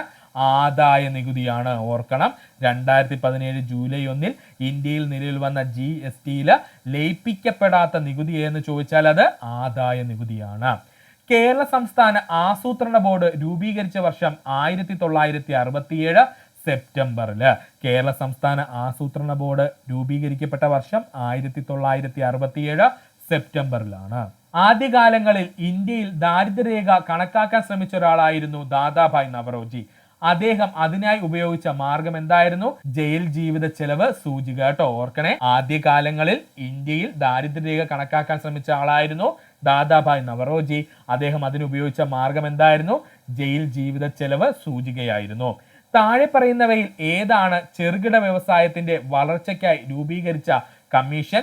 കാർവേ കമ്മീഷൻ. താഴെ പറയുന്നവയിൽ ഏതാണ് ചെറുകിട വ്യവസായത്തിന്റെ വളർച്ചയ്ക്കായിട്ട് രൂപീകരിച്ച കമ്മീഷൻ എന്ന് ചോദിച്ചാൽ ഡോക്ടർ കാർവേ കമ്മീഷൻ ആണ്. താഴെ പറയുന്നവയിൽ പ്രത്യക്ഷ നികുതി അഥവാ ഡയറക്റ്റ് ടാക്സ് അല്ലാത്തത് ഏതെന്നാണ് ചോദിച്ചിരിക്കുന്നത്. നമുക്ക് നോക്കാം. കസ്റ്റംസ് ടാക്സ് നമ്മൾ ഡയറക്റ്റ് ആണോ അടയ്ക്കുന്നത്? അല്ല. അതുകൊണ്ട് കസ്റ്റംസ് ടാക്സ് എന്ന് പറയുന്നത് പ്രത്യക്ഷ നികുതി അല്ല. ഓർത്തോളനെ, കസ്റ്റംസ് ടാക്സ് എന്ന് പറയുന്നത് പ്രത്യക്ഷ നികുതി അല്ല. നമ്മൾ നേരിട്ടാണോ കൊണ്ടുപോയി അടയ്ക്കുന്നത്? നമ്മൾ വരുമ്പോൾ നമ്മൾ ആ സാധനം വാങ്ങിക്കുമ്പോൾ അതിന്റെ കൂടെ ഓട്ടോമാറ്റിക്കലി നമ്മൾ എന്ത് ചെയ്യുന്നുണ്ട്? കസ്റ്റംസ് ടാക്സ് അടച്ചു പോകുന്നുണ്ട്. Corporate tax. കോർപ്പറേറ്റ് ടാക്സ് എന്ന് പറയുന്നത് പ്രത്യക്ഷ നികുതിയാണ് കേട്ടോ. ഓർക്കണം, കോർപ്പറേറ്റ് ടാക്സ് എന്ന് പറഞ്ഞു കഴിഞ്ഞാൽ ഒരു കോർപ്പറേറ്റ് കമ്പനിക്ക് മേൽ ഡയറക്റ്റ് എന്ത് ചെയ്യുന്നു? ഗവൺമെന്റ് ഒരു ടാക്സ് ഏർപ്പെടുത്തുന്നു. ആ ടാക്സ് ആ കമ്പനി അടയ്ക്കുന്നു. അപ്പോൾ കോർപ്പറേറ്റ് നികുതി എന്ന് പറയുന്നത് പ്രത്യക്ഷ നികുതിക്ക് ഉദാഹരണമാണ്. Property tax. നമ്മൾ ഡയറക്റ്റ് അല്ലേ കൊണ്ടൊന്ന് പ്രോപ്പർട്ടി ടാക്സ് അടയ്ക്കുന്നത്. അപ്പോൾ നമ്മുടെ വസ്തു നികുതി അല്ലെങ്കിൽ പ്രോപ്പർട്ടി ടാക്സ് എന്ന് പറയുന്നത് എന്താണ്? പ്രത്യക്ഷ നികുതിക്ക് ഉദാഹരണമാണ്. ഇനി goods and service tax, GST നമ്മൾ ഡയറക്റ്റ് അടയ്ക്കാനോ ചെയ്യുന്നത്? ഇല്ല. നമ്മളൊരു സാധനം വാങ്ങിക്കുമ്പോൾ ഓട്ടോമാറ്റിക്കലി ആ GST എന്ത് ചെയ്യുന്നു? ആ MRPക്കുള്ളിനകത്ത് നമ്മൾ അങ്ങ് അടയ്ക്കുകയാണ് ചെയ്യുന്നത്. അല്ല, GST സെപ്പറേറ്റ് നമ്മൾ കൊണ്ടുപോയി അടയ്ക്കാറില്ല. അപ്പോൾ ഗുഡ്സ് ആൻഡ് സർവീസ് ടാക്സ് എന്ന് പറയുന്നതും എന്തിൻ്റെതാണ്? പ്രത്യക്ഷ നികുതിക്ക് ഉദാഹരണമല്ല. അപ്പോൾ ഇവിടെ പ്രത്യക്ഷ നികുതി അല്ലാത്ത എന്ന് ചോദിച്ചാൽ ഒന്ന് GSTയും മറ്റൊന്ന് കസ്റ്റംസ് ടാക്സും ആണ്. പ്രത്യക്ഷ നികുതി ഏതൊക്കെയെന്ന് ചോദിച്ചാൽ കോർപ്പറേറ്റ് ടാക്സ്, പ്രോപ്പർട്ടി ടാക്സുമാണ്. ഹരിത വിപ്ലവവുമായി ബന്ധപ്പെട്ട ശരിയായ നിരീക്ഷണങ്ങൾ ഏതൊക്കെയാണെന്ന് തിരിച്ചറിയുക. നമുക്ക് നോക്കാം. ഇന്ത്യൻ ഹരിത വിപ്ലവം ശക്തമായത് 2ാം പഞ്ചവത്സര പദ്ധതി കാലത്താണ്. തെറ്റാണ്. എത്രാമല? 3ാം പഞ്ചവത്സര പദ്ധതി കാലത്താണ് ഹരിത വിപ്ലവം ശക്തമായത്. ഹരിത വിപ്ലവത്തിന്റെ അടിസ്ഥാന ഘടകം അത്യുൽപാദന ശേഷിയുള്ള വിവിധ ഇനം വിത്തുകളുടെ ഉപയോഗമാണ്. ശരിയാണ്. ഹരിത വിപ്ലവത്തിന്റെ അടിസ്ഥാന ഘടകം എന്ന് പറയുന്നത് അത്യുൽപാദന ശേഷിയുള്ള അല്ലെങ്കിൽ HYD എന്ന് പറയുന്ന ഹൈ ഈൽഡ് വെറൈറ്റി ആയിട്ടുള്ള വിത്തുകളുടെ ഉപയോഗം തന്നെയാണ്. ഹരിത വിപ്ലവത്തിൽ മെച്ചമുണ്ടാക്കിയ നാണ്യവിള പരുത്തിയാണ്. ശരിയാണ്. ഹരിത വിപ്ലവത്തിൽ ഏറ്റവും കൂടുതൽ മെച്ചമുണ്ടാക്കിയ നാണ്യവിള പരുത്തിയാണ്. അതിനോടൊപ്പം ഒരാളെയും കൂടെ പഠിച്ചോളണം, കരിമ്പും ഉണ്ട് കേട്ടോ. അതും കൂടെ ഒന്ന് ഓർത്ത് വെച്ചോളണം. കരിമ്പും പരുത്തിയുമാണ് ഹരിത വിപ്ലവത്തിൽ ഏറ്റവും കൂടുതൽ മെച്ചമുണ്ടാക്കിയ നാണ്യവിള എന്ന് പറയുന്നത്. ചരക്ക് സേവന നികുതിയുമായി ബന്ധപ്പെട്ട് ശരിയായ വസ്തുതകൾ താഴെ പറയുന്നവയിൽ കോഡിൽ നിന്നും തിരഞ്ഞെടുക്കുക. നമുക്ക് നോക്കാം. ഒരു പ്രത്യക്ഷ നികുതിയാണ് ചരക്ക് സേവന നികുതി. ഇപ്പോഴേ നമ്മൾ പറഞ്ഞിരുന്നു എന്താണ്? പരോക്ഷ നികുതിയാണ് ആര്? GST എന്ന് പറയുന്നത്. GSTക്ക് നമ്മൾ ഡയറക്റ്റ് കൊണ്ടുവന്ന് പേയ്മെന്റ് ഒന്നും ചെയ്യുന്നില്ല. നമ്മൾ സാധനം വാങ്ങിക്കുമ്പോൾ ഓട്ടോമാറ്റിക്കലി GST നമ്മളെ കയ്യിൽ നിന്ന് MRPയിലൂടെ കമ്പനികൾക്ക് അല്ലെങ്കിൽ ഗവൺമെന്റിന് ലഭിക്കുകയാണ് ചെയ്യുന്നത്. അപ്പോൾ ഒരിക്കലും GST എന്ന് പറയുന്നത് ഒരു പ്രത്യക്ഷ നികുതിയല്ല, അതൊരു പരോക്ഷ നികുതി മാത്രമാണ്. കേന്ദ്ര സംസ്ഥാന ഗവൺമെന്റുകൾ ചേർന്നാണ് നടപ്പിലാക്കുന്നത്. ശരിയാണ്, കേന്ദ്ര സംസ്ഥാന ഗവൺമെന്റുകൾ ചേർന്നാണ് എന്തെന്ന് പറയുന്നത് GST നടത്തുന്നത്. അതുകൊണ്ടാണ് നമ്മൾ CGST എന്നും SGST എന്നൊക്കെ പറഞ്ഞ് സെപ്പറേറ്റ് ആയിട്ട് ഈ പറഞ്ഞ നികുതിനെ അല്ലെങ്കിൽ GSTനെ തിരിച്ചു വെച്ചിരിക്കുന്നത്. GST കൗൺസിലിന്റെ അധ്യക്ഷത വഹിക്കുന്നത് കേന്ദ്ര ധനകാര്യ മന്ത്രിയാണ്. ശരിയല്ലേ സുഹൃത്തുക്കളെ? GST കൗൺസിലിന് അധ്യക്ഷത വഹിക്കുന്നത് ആരാ? കേന്ദ്ര ധനകാര്യ മന്ത്രിയാണ്. അതുകൊണ്ടാണ് GSTയുടെ ചെയർമാൻ എന്ന് ആരെ പറഞ്ഞ് നമ്മൾ നിർമ്മല സീതാരാമൻ എന്ന് നേരത്തെ നമ്മൾ പറയാൻ കാരണം. അപ്പോൾ ഇവിടെ ശരിയായിട്ടുള്ളത് 2ഉം 3ഉം മാത്രമാണ്. ശരിയായ ജോഡി കണ്ടെത്തുക. ആഗോളവൽക്കരണം എന്ന് പറഞ്ഞു കഴിഞ്ഞാൽ അത് പുറം വാങ്ങൽ അഥവാ ഔട്ട്സോഴ്സിംഗ് ആണ്. ശരിയാണ്, ആഗോളവൽക്കരണത്തിന്റെ പ്രധാനപ്പെട്ടത് പുറം വാങ്ങൽ അല്ലെങ്കിൽ ഔട്ട്സോഴ്സിംഗ് തന്നെയാണ്. ആബിദ് ഹുസൈൻ കമ്മീഷൻ മൂലധന വിപണനങ്ങളുടെ വികസനവുമായി ബന്ധപ്പെട്ടിരിക്കുന്നു. കഴിഞ്ഞൊരു ക്വസ്റ്റ്യനിൽ നമ്മൾ പറഞ്ഞതാണ് ആബിദ് ഹുസൈൻ കമ്മീഷൻ എന്ന് പറയുന്നത് മൂലധന വിപണനങ്ങളുടെ വികസനവുമായി ബന്ധപ്പെട്ടിരിക്കുന്ന വ്യക്തിത്വമാണ്. സുസ്ഥിര വികസനം എന്ന് പറഞ്ഞാൽ കംപ്രസ്ഡ് നാച്ചുറൽ ഗ്യാസ് ആണ്. സുസ്ഥിര വികസനത്തിൽ പ്രധാനപ്പെട്ടത് കംപ്രസ്ഡ് നാച്ചുറൽ ഗ്യാസിന്റെ ഉപയോഗമാണ്. എങ്ങനെയാ CNG വന്നതെന്ന് മനസ്സിലായോ? എന്താ അതിന്റെ പ്രത്യേകത? അവിടെ പെട്രോളോ അല്ലെന്നുണ്ടെങ്കിൽ കൽക്കരിയോ പോലുള്ള പാരമ്പര്യ ഊർജ്ജ സ്രോതസ്സുകൾ നമ്മൾ ഉപയോഗിക്കൂല. സുസ്ഥിര വികസനത്തിന് എപ്പോഴും നമ്മൾ പാരമ്പര്യേതര ഊർജ്ജ സ്രോതസ്സുകളാണ് ഉപയോഗിക്കുന്നത് നമ്മൾ എടുത്തു പറഞ്ഞിരുന്നു. അങ്ങനെയാണെങ്കിൽ സുസ്ഥിര വികസനത്തിന് ആരെയൊക്കെയായിരിക്കും ഉപയോഗിക്കുന്നത്? കംപ്രസ്ഡ് നാച്ചുറൽ ഗ്യാസ് അഥവാ CNG നമുക്ക് ഉപയോഗിക്കാം. അപ്പോൾ ഈ പറഞ്ഞിരിക്കുന്ന 3 ജോഡികളും ശരി തന്നെയാണ്. 1993 മുതൽ 2011 വരെയുള്ള ഓരോ മേഖലയിലും തൊഴിൽ ലഭ്യത പരിശോധിച്ചാൽ ഏതൊക്കെ മേഖലകളിലെ തൊഴിൽ ലഭ്യതയാണ് കൂടി വരുന്നതെന്ന് നോക്കിയാൽ അത് ദ്വിതീയ മേഖലയിലെയും തൃതീയ മേഖലയിലെയുമാണ് കേട്ടോ. അതായത് സെക്കൻഡറി സെക്ടറിലെയും ട്രഷറി സെക്ടറിലെയും ആ മേഖലയിലാണ് ഏറ്റവും കൂടുതൽ ഇപ്പോൾ എന്തുള്ളത് തൊഴിൽ ആൾക്കാർക്ക് ലഭിക്കുന്നത്. താഴെ പറയുന്നവയിൽ ഭക്ഷ്യോൽപാദനം നേരിടുന്ന വെല്ലുവിളികൾ ഉൾപ്പെടാത്തത് ഏതാണ്? കാര്യക്ഷമമായ പൊതുവിതരണ സമ്പ്രദായം അത് ഉൾപ്പെടുന്നില്ല. കാര്യക്ഷമമായ പൊതുവിതരണ സമ്പ്രദായവും ഭക്ഷ്യോൽപാദനവും തമ്മിൽ വലിയ ബന്ധമൊന്നുമില്ല. കാലാവസ്ഥയിൽ വരുന്ന മാറ്റം തീർച്ചയായിട്ടും ഭക്ഷ്യോൽപാദനത്തെ ബാധിക്കും. യന്ത്രസാമഗ്രികൾ വാങ്ങാൻ കഴിയാത്ത അവസ്ഥ വന്നാൽ അത് ഭക്ഷ്യോൽപാദനത്തെ ബാധിക്കും. പ്രകൃതിക്ഷോഭം മൂലമുണ്ടാകുന്ന കൃഷിനാശവും ഭക്ഷ്യോൽപാദനത്തിനെ ബാധിക്കും. ഓർക്കണേ, ഭക്ഷ്യോൽപാദനത്തിനെ ബാധിക്കുന്ന പ്രധാനപ്പെട്ട വെല്ലുവിളികൾ ചോദിച്ചു കഴിഞ്ഞാൽ കാലാവസ്ഥയിൽ വരുന്ന മാറ്റം, യന്ത്രസാമഗ്രികൾ വാങ്ങാൻ കഴിയാത്ത അവസ്ഥ, പ്രകൃതിക്ഷോഭം മൂലമുണ്ടാകുന്ന കൃഷിനാശം, വരൾച്ച എന്നിവയൊക്കെയാണ് പ്രധാനപ്പെട്ട പോയിന്റ്. അല്ലാതെ കാര്യക്ഷമമായ പൊതുവിതരണ സമ്പ്രദായം ഭക്ഷ്യ ഉൽപാദനത്തിനെ ബാധിക്കില്ല. ഓർത്തോളണം, ഭക്ഷ്യ ഉൽപാദനത്തിനെ കാര്യക്ഷമമായ പൊതുവിതരണ സമ്പ്രദായം ബാധിക്കില്ല. രാജ്യം മൊത്തം സാധനങ്ങളുടെയും സേവനങ്ങളുടെയും ഉൽപാദന വർധനവ് താഴെ കൊടുത്തിട്ടുള്ള ആസൂത്രിത ലക്ഷ്യങ്ങൾ ഏതിനെ സൂചിപ്പിക്കുന്നു? സാമ്പത്തിക വളർച്ചയെ സൂചിപ്പിക്കുന്നു. രാജ്യത്തെ മൊത്തം സാധനങ്ങളുടെയും സേവനങ്ങളുടെയും ഉൽപാദന വർധനവ് താഴെ കൊടുത്തിട്ടുള്ള ആസൂത്രണ ലക്ഷ്യങ്ങൾ ഏതിനെയാണ് സൂചിപ്പിക്കുന്നത്? സാമ്പത്തിക വളർച്ചയാണ് സൂചിപ്പിക്കുന്നത്. അപ്പോൾ സാമ്പത്തിക വളർച്ചയായിട്ട് ബന്ധപ്പെട്ടിരിക്കുന്ന ആരൊക്കെയാ? ഒരു രാജ്യത്തിന്റെ മൊത്തം സാധനങ്ങളുടെയും സേവനങ്ങളുടെയും ഉൽപാദന വർധനവിനെയാണ്. സ്വാതന്ത്ര്യാനന്തര ഇന്ത്യയുടെ സാമ്പത്തിക വികസനത്തിന് ഏത് തരം സമ്പദ് വ്യവസ്ഥയാണ് സ്വീകരിച്ചത്? മിശ്ര സമ്പദ് വ്യവസ്ഥയാണ് സ്വീകരിച്ചത്. സ്വാതന്ത്ര്യാനന്തരം ഇന്ത്യയുടെ സാമ്പത്തിക വികസനത്തിന് ഏതുതരം സമ്പദ് വ്യവസ്ഥയാണ് നമ്മൾ സ്വീകരിച്ചത്? മിശ്ര സമ്പദ് വ്യവസ്ഥയാണ്. ഒരു രാജ്യത്തിന്റെ ധനകാര്യ അതോറിറ്റിയാണ് ആ രാജ്യത്തിന്റെ കറൻസിയുടെ വിനിമയ നിരക്ക് നിശ്ചയിക്കുന്നതെങ്കിൽ അതിന് പറയുന്ന പേരാണ് സ്ഥിര വിനിമയ നിരക്ക്. ഒരു രാജ്യത്തിന്റെ ധനകാര്യ അതോറിറ്റിയാണ് ആ രാജ്യത്തിന്റെ കറൻസിയുടെ വിനിമയ നിരക്ക് നിശ്ചയിക്കുന്നെങ്കിൽ അതിന് പറയുന്ന പേരെന്താണ്? സ്ഥിര വിനിമയ നിരക്കെന്നാണ്. ഏത് പഞ്ചവത്സര പദ്ധതി കാലത്താണ് ഖാദി ഗ്രാമ വ്യവസായ കമ്മീഷൻ സ്ഥാപിതമായത്? 2ാം പഞ്ചവത്സര പദ്ധതി കാലത്ത്. ഏത് പഞ്ചവത്സര പദ്ധതി കാലത്താണ് ഖാദി ഗ്രാമ വ്യവസായ കമ്മീഷൻ സ്ഥാപിതമായത്? 2ാം പഞ്ചവത്സര പദ്ധതി കാലത്ത്. സർക്കാരിന്റെ ധനനയവുമായി ബന്ധമില്ലാത്തത് ഏതാണ്? പൊതുവരുമാനം ധനനയവുമായി ബന്ധപ്പെട്ടിരിക്കുന്നു. പൊതുചെലവ് നമ്മൾ പറഞ്ഞു ധനനയവുമായി ബന്ധപ്പെട്ടിരിക്കുന്നു. പൊതുകടവും ധനനയവുമായി ബന്ധപ്പെട്ടിരിക്കുന്നു. പൊതുവിതരണം മാത്രമാണ് ധനനയത്തിന്റെ ഭാഗമല്ലാത്തത്. അപ്പോൾ അതാണ് ശരി. സർക്കാരിന്റെ ധനനയവുമായി ബന്ധപ്പെട്ടിരിക്കുന്ന ആരൊക്കെയാ? പൊതുവരുമാനം, പൊതുചിലവ്, പൊതുകടം. പൊതുവരുമാനം, പൊതുചിലവ്, പൊതുകടം എന്നിവ സർക്കാരിന്റെ ധനനയവുമായി ബന്ധപ്പെട്ടിരിക്കുന്നു. ഇന്ത്യൻ പഞ്ചവത്സര പദ്ധതികളുമായി ബന്ധപ്പെട്ട് താഴെ തന്നിരിക്കുന്ന പ്രസ്താവനകളിൽ തെറ്റായത് കണ്ടെത്തുക.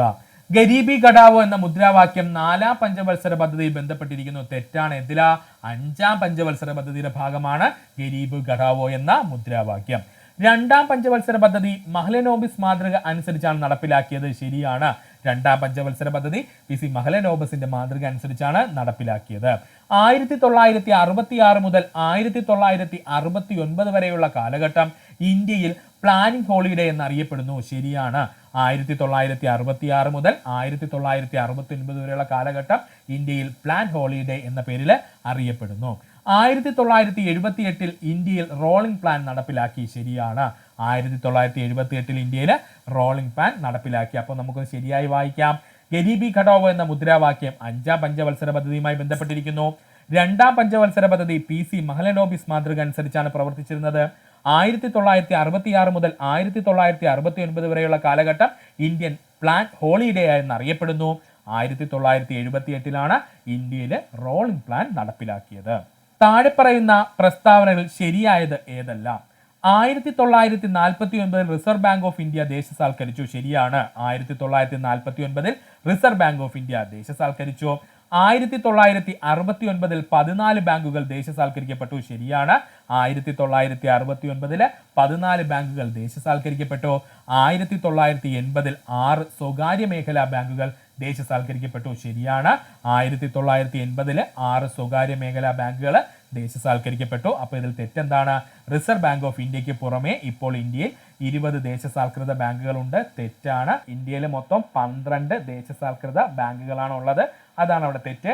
അപ്പോൾ നമുക്കൊന്ന് നേരെ ശരിയാക്കി വായിക്കാം. 1949 റിസർവ് ബാങ്ക് ഓഫ് ഇന്ത്യ ദേശസാൽക്കരിച്ചു.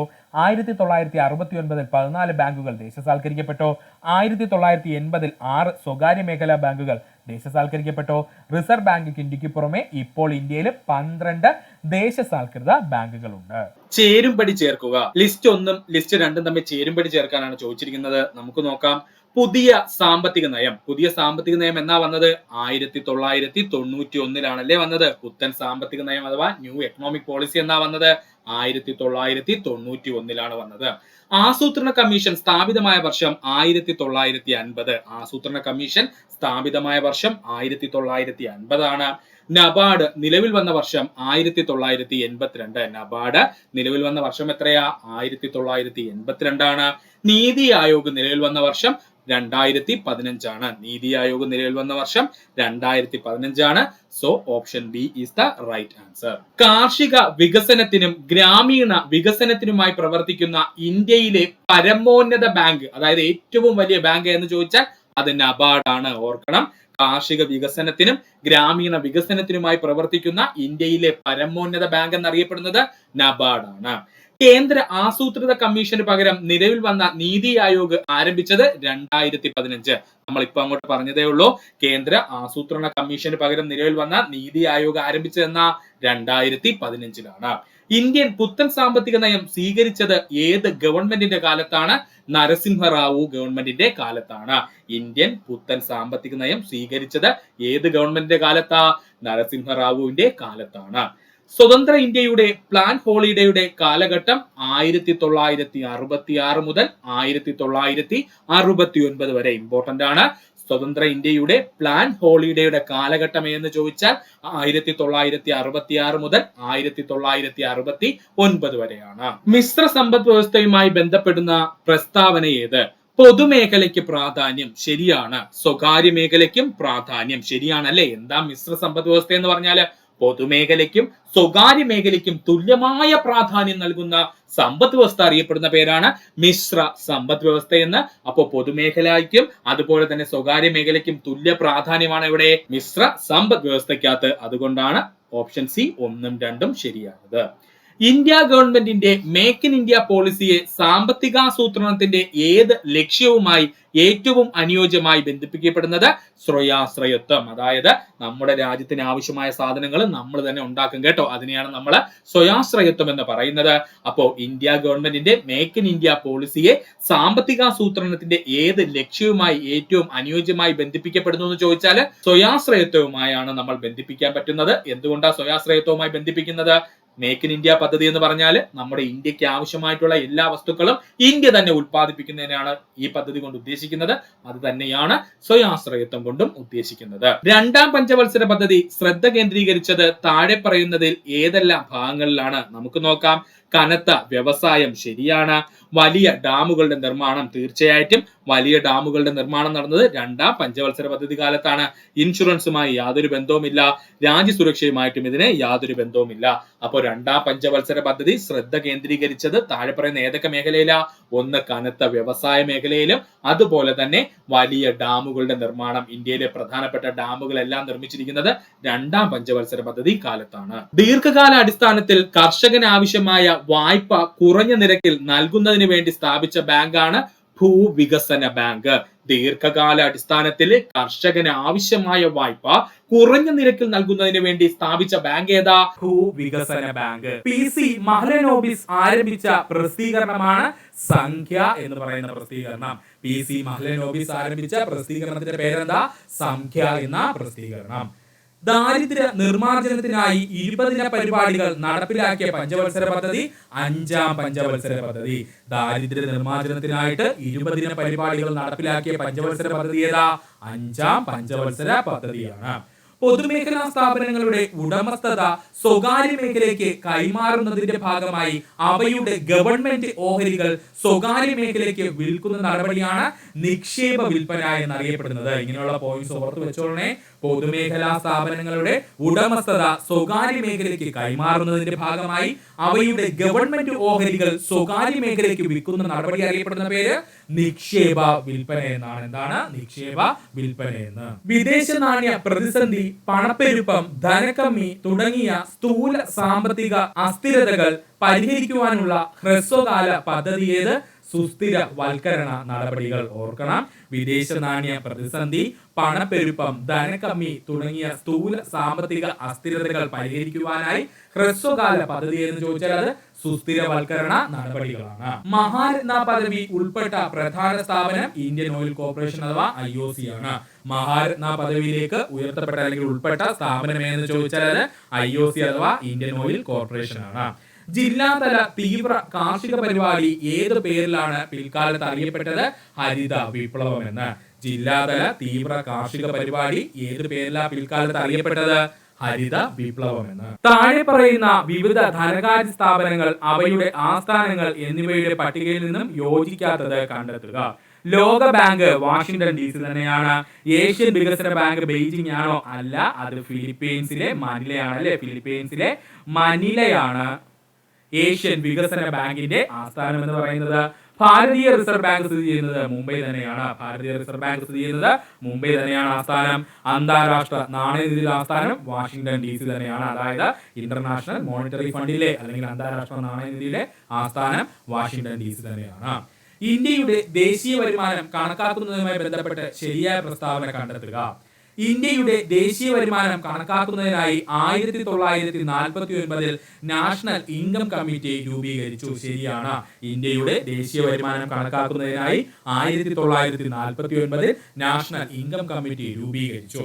ഇന്ത്യയിൽ ആദ്യമായി ദേശീയ വരുമാനം കണക്കാക്കുന്നതിനുള്ള ശ്രമം നടത്തിയത് ദാദാഭായ് നവറോജിയാണ്. നമ്മൾ കഴിഞ്ഞൊരു ക്വസ്റ്റ്യൻ പറഞ്ഞിരുന്നു, ഇന്ത്യയിൽ ആദ്യമായി ദേശീയ വരുമാനം കണക്കാക്കുന്നതിനുള്ള ശ്രമം നടത്തുന്നത് ദാദാഭായ് നവറോജി ആയിരുന്നു.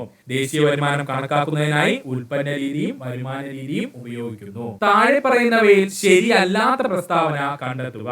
സ്വതന്ത്ര ഇന്ത്യയിൽ ആസൂത്രണ കമ്മീഷൻ രൂപീകരിക്കുന്നത് 1950-ലാണ്. ശരിയാണ്. സ്വതന്ത്ര ഇന്ത്യയിലെ ആസൂത്രണ കമ്മീഷൻ രൂപീകരിച്ച വർഷം 1950-ആണ്. ഇന്ത്യയിലെ ആസൂത്രണത്തിന്റെ ശില്പി എന്നറിയപ്പെടുന്നത് PC മഹ്ലനോബിസ് ആണ്. അതും ശരി തന്നെയാണ്. ഇന്ത്യൻ ആസൂത്രണത്തിന്റെ ശില്പി എന്നറിയപ്പെടുന്നത് PC മഹ്ലനോബിസ് ആണ്. ആസൂത്രണ കമ്മീഷന്റെ ആദ്യത്തെ ഉപാധ്യക്ഷൻ ഗുൽസാരിലാൽ നന്ദയാണ്. അതും ശരി തന്നെയാണ്. ആസൂത്രണ കമ്മീഷന്റെ ആദ്യത്തെ ഉപാധ്യക്ഷൻ ആരാ? ഗുൽസാരിലാൽ നന്ദയാണ്. ഒന്നാം പഞ്ചവത്സര പദ്ധതിയുടെ കരട് രേഖ തയ്യാറാക്കിയത് PC മഹ്ലനോബിസ് ആണോ? അല്ല, KN രാജ് ആയിരുന്നു കേട്ടോ. ഓർത്തോളണേ, ഒന്നാം പഞ്ചവത്സര പദ്ധതിയുടെ കരട് രേഖ തയ്യാറാക്കിയത് PC മഹ്ലനോബിസ് അല്ല, KN രാജാണ്. താഴെ പറയുന്നവയിൽ ഇന്ത്യയുടെ ഹരിത വിപ്ലവത്തിന്റെ രണ്ടാം ഘട്ടത്തിന്റെ കാലയളവ് ഏതാണ്? 1970-കളുടെ മധ്യം മുതൽ 1980-കളുടെ മധ്യം വരെ. ഇമ്പോർട്ടന്റ് ആണ്. താഴെ പറയുന്നവയിൽ ഇന്ത്യയിലെ ഹരിത വിപ്ലവത്തിന്റെ രണ്ടാം ഘട്ടത്തിന്റെ കാലയളവ് ചോദിച്ചു കഴിഞ്ഞാൽ 1970-കളുടെ മധ്യം മുതൽ 1980-കളുടെ മധ്യം വരെയാണ്. ഭാരതീയ റിസർവ് ബാങ്കിന്റെ നൂതന സംരംഭമായ ഡിജിറ്റൽ പേയ്മെന്റ് സൂചികയുമായി ബന്ധപ്പെട്ട ശരിയായ പ്രസ്താവന കണ്ടെത്തുക. 2021 ജനുവരി 1 റിസർവ് ബാങ്ക് തുടക്കമിട്ട പദ്ധതിയാണ് ഡിജിറ്റൽ പേയ്മെന്റ് സൂചിക പദ്ധതി. 2021 ജനുവരി 1 റിസർവ് ബാങ്ക് തുടക്കമിട്ട പദ്ധതിയാണ് ഡിജിറ്റൽ പേയ്മെന്റ് സൂചിക പദ്ധതി. ഈ സൂചികയുടെ അടിസ്ഥാന കാലയളവ് 2020 ആണ്. തെറ്റാണ് അല്ലേ സുഹൃത്തുക്കളെ? ഈ സൂചികയുടെ കാലയളവ് 2020 അല്ല. പണരഹിത ഇടപാടുകളുടെ വളർച്ച അളക്കുന്നതിനുള്ള സൂചികയാണ് ഡിജിറ്റൽ പേയ്മെന്റ് സൂചിക എന്ന് പറഞ്ഞാൽ ശരിയാണ്. പണരഹിത ഇടപാടുകളുടെ വളർച്ച അളക്കുന്നതിനുള്ള സൂചികയാണ് ഡിജിറ്റൽ പേയ്മെന്റ് സൂചിക എന്നറിയപ്പെടുന്നത്. ഇപ്പോൾ ഇവിടെ ശരിയായിട്ടുള്ളത് 1, 3 മാത്രമാണ്. അപ്പോ ഡിജിറ്റൽ പേയ്മെന്റ് സൂചിക കൊണ്ടുവന്നതാരാ? ഭാരതീയ റിസർവ് ബാങ്ക് അല്ലെങ്കിൽ RBI ആണ്. ഇത് കൊണ്ടുവന്ന വർഷം 2021 ജനുവരി മാസം 1-ാം തീയതിയാണ്. ഈ ഡിജിറ്റൽ പേയ്മെന്റ് സൂചിക കൊണ്ട് ഉദ്ദേശിക്കുന്നത് എന്താ? പണരഹിത ഇടപാടുകളുടെ വളർച്ച അളക്കുന്നതിനുള്ള ഒരു സൂചികയാണ് ഡിജിറ്റൽ പേയ്മെന്റ് സൂചിക. 1-ാം പഞ്ചവത്സര പദ്ധതിയുടെ കാര്യത്തിൽ തെറ്റായ പ്രസ്താവനകൾ ഏതെന്നാണ് ചോദിച്ചിരിക്കുന്നത്. 1950 1-ാം പഞ്ചവത്സര പദ്ധതി ആരംഭിച്ചു. തെറ്റാണ് അല്ലേ? 1951 1-ാം പഞ്ചവത്സര പദ്ധതി ആരംഭിച്ചത്. 1-ാം പഞ്ചവത്സര പദ്ധതിയുടെ ഉപാധ്യക്ഷൻ ഗുൽസാരിലാൽ നന്ദയായിരുന്നു. ശരിയാണ്. 1-ാം പഞ്ചവത്സര പദ്ധതിയുടെ ഉപാധ്യക്ഷൻ എന്നറിയപ്പെടുന്നത് ഗുൽസാരിലാൽ നന്ദ തന്നെയാണ്. ലക്ഷ്യം കാർഷിക പുരോഗതിയായിരുന്നു. ശരിയാണ്. 1-ാം പഞ്ചവത്സര പദ്ധതിയുടെ പ്രധാനപ്പെട്ട ലക്ഷ്യം കാർഷിക പുരോഗതി തന്നെയായിരുന്നു. സോവിയറ്റ് യൂണിയന്റെ സഹായത്തോടെ ഇന്ത്യയിൽ ഉരുക്കു നിർമ്മാണശാലകൾ ആരംഭിച്ചു. തെറ്റാണ്. ഉരുക്കു നിർമ്മാണശാലകൾ ഇന്ത്യയിൽ ആരംഭിച്ചത് 2-ാം പഞ്ചവത്സര പദ്ധതി കാലത്താണ് കേട്ടോ. അപ്പോ ഇത്രയുമാണ് നമ്മൾ ഈ ഭാഗത്ത് ഓർക്കേണ്ടത്. ഇന്ത്യയുടെ GST കൗൺസിലുമായി ബന്ധപ്പെട്ട് താഴെ പറയുന്ന ശരിയായ പ്രസ്താവന ഏതാണ്? 2 കേന്ദ്രമന്ത്രിമാർ ഉൾപ്പെടെ 33 അംഗങ്ങളുണ്ട് നമ്മുടെ GSTയില്. ഇന്ത്യയുടെ GST കൗൺസിലുമായി ബന്ധപ്പെട്ട് താഴെ പറയുന്ന ശരിയായ പ്രസ്താവന ഏതാണ്? 2 കേന്ദ്രമന്ത്രിമാർ ഉൾപ്പെടെ 33 അംഗങ്ങളുണ്ട്. ഇപ്പോൾ എന്തിനാണ്? നമ്മുടെ ഇന്ത്യയുടെ GST കൗൺസിലില്. ജലവിതരണം അഥവാ വാട്ടർ സപ്ലൈ ഇന്ത്യയിൽ സമ്പദ് വ്യവസ്ഥയുടെ ഏത് സാമ്പത്തിക മേഖലയിൽ ഉൾപ്പെടുന്നു? ദ്വിതീയ മേഖല. ജലവിതരണം ഇന്ത്യയുടെ സമ്പദ് വ്യവസ്ഥയുടെ ഏത് സാമ്പത്തിക മേഖലയാണ് ഉൾപ്പെടുന്നത്? ദ്വിതീയ മേഖലയിലാണ്. വൈദ്യുതി ഉൽപാദനം ഏതിലാണ് വരുന്നത്? ദ്വിതീയ മേഖലയിൽ തന്നെയാണ്.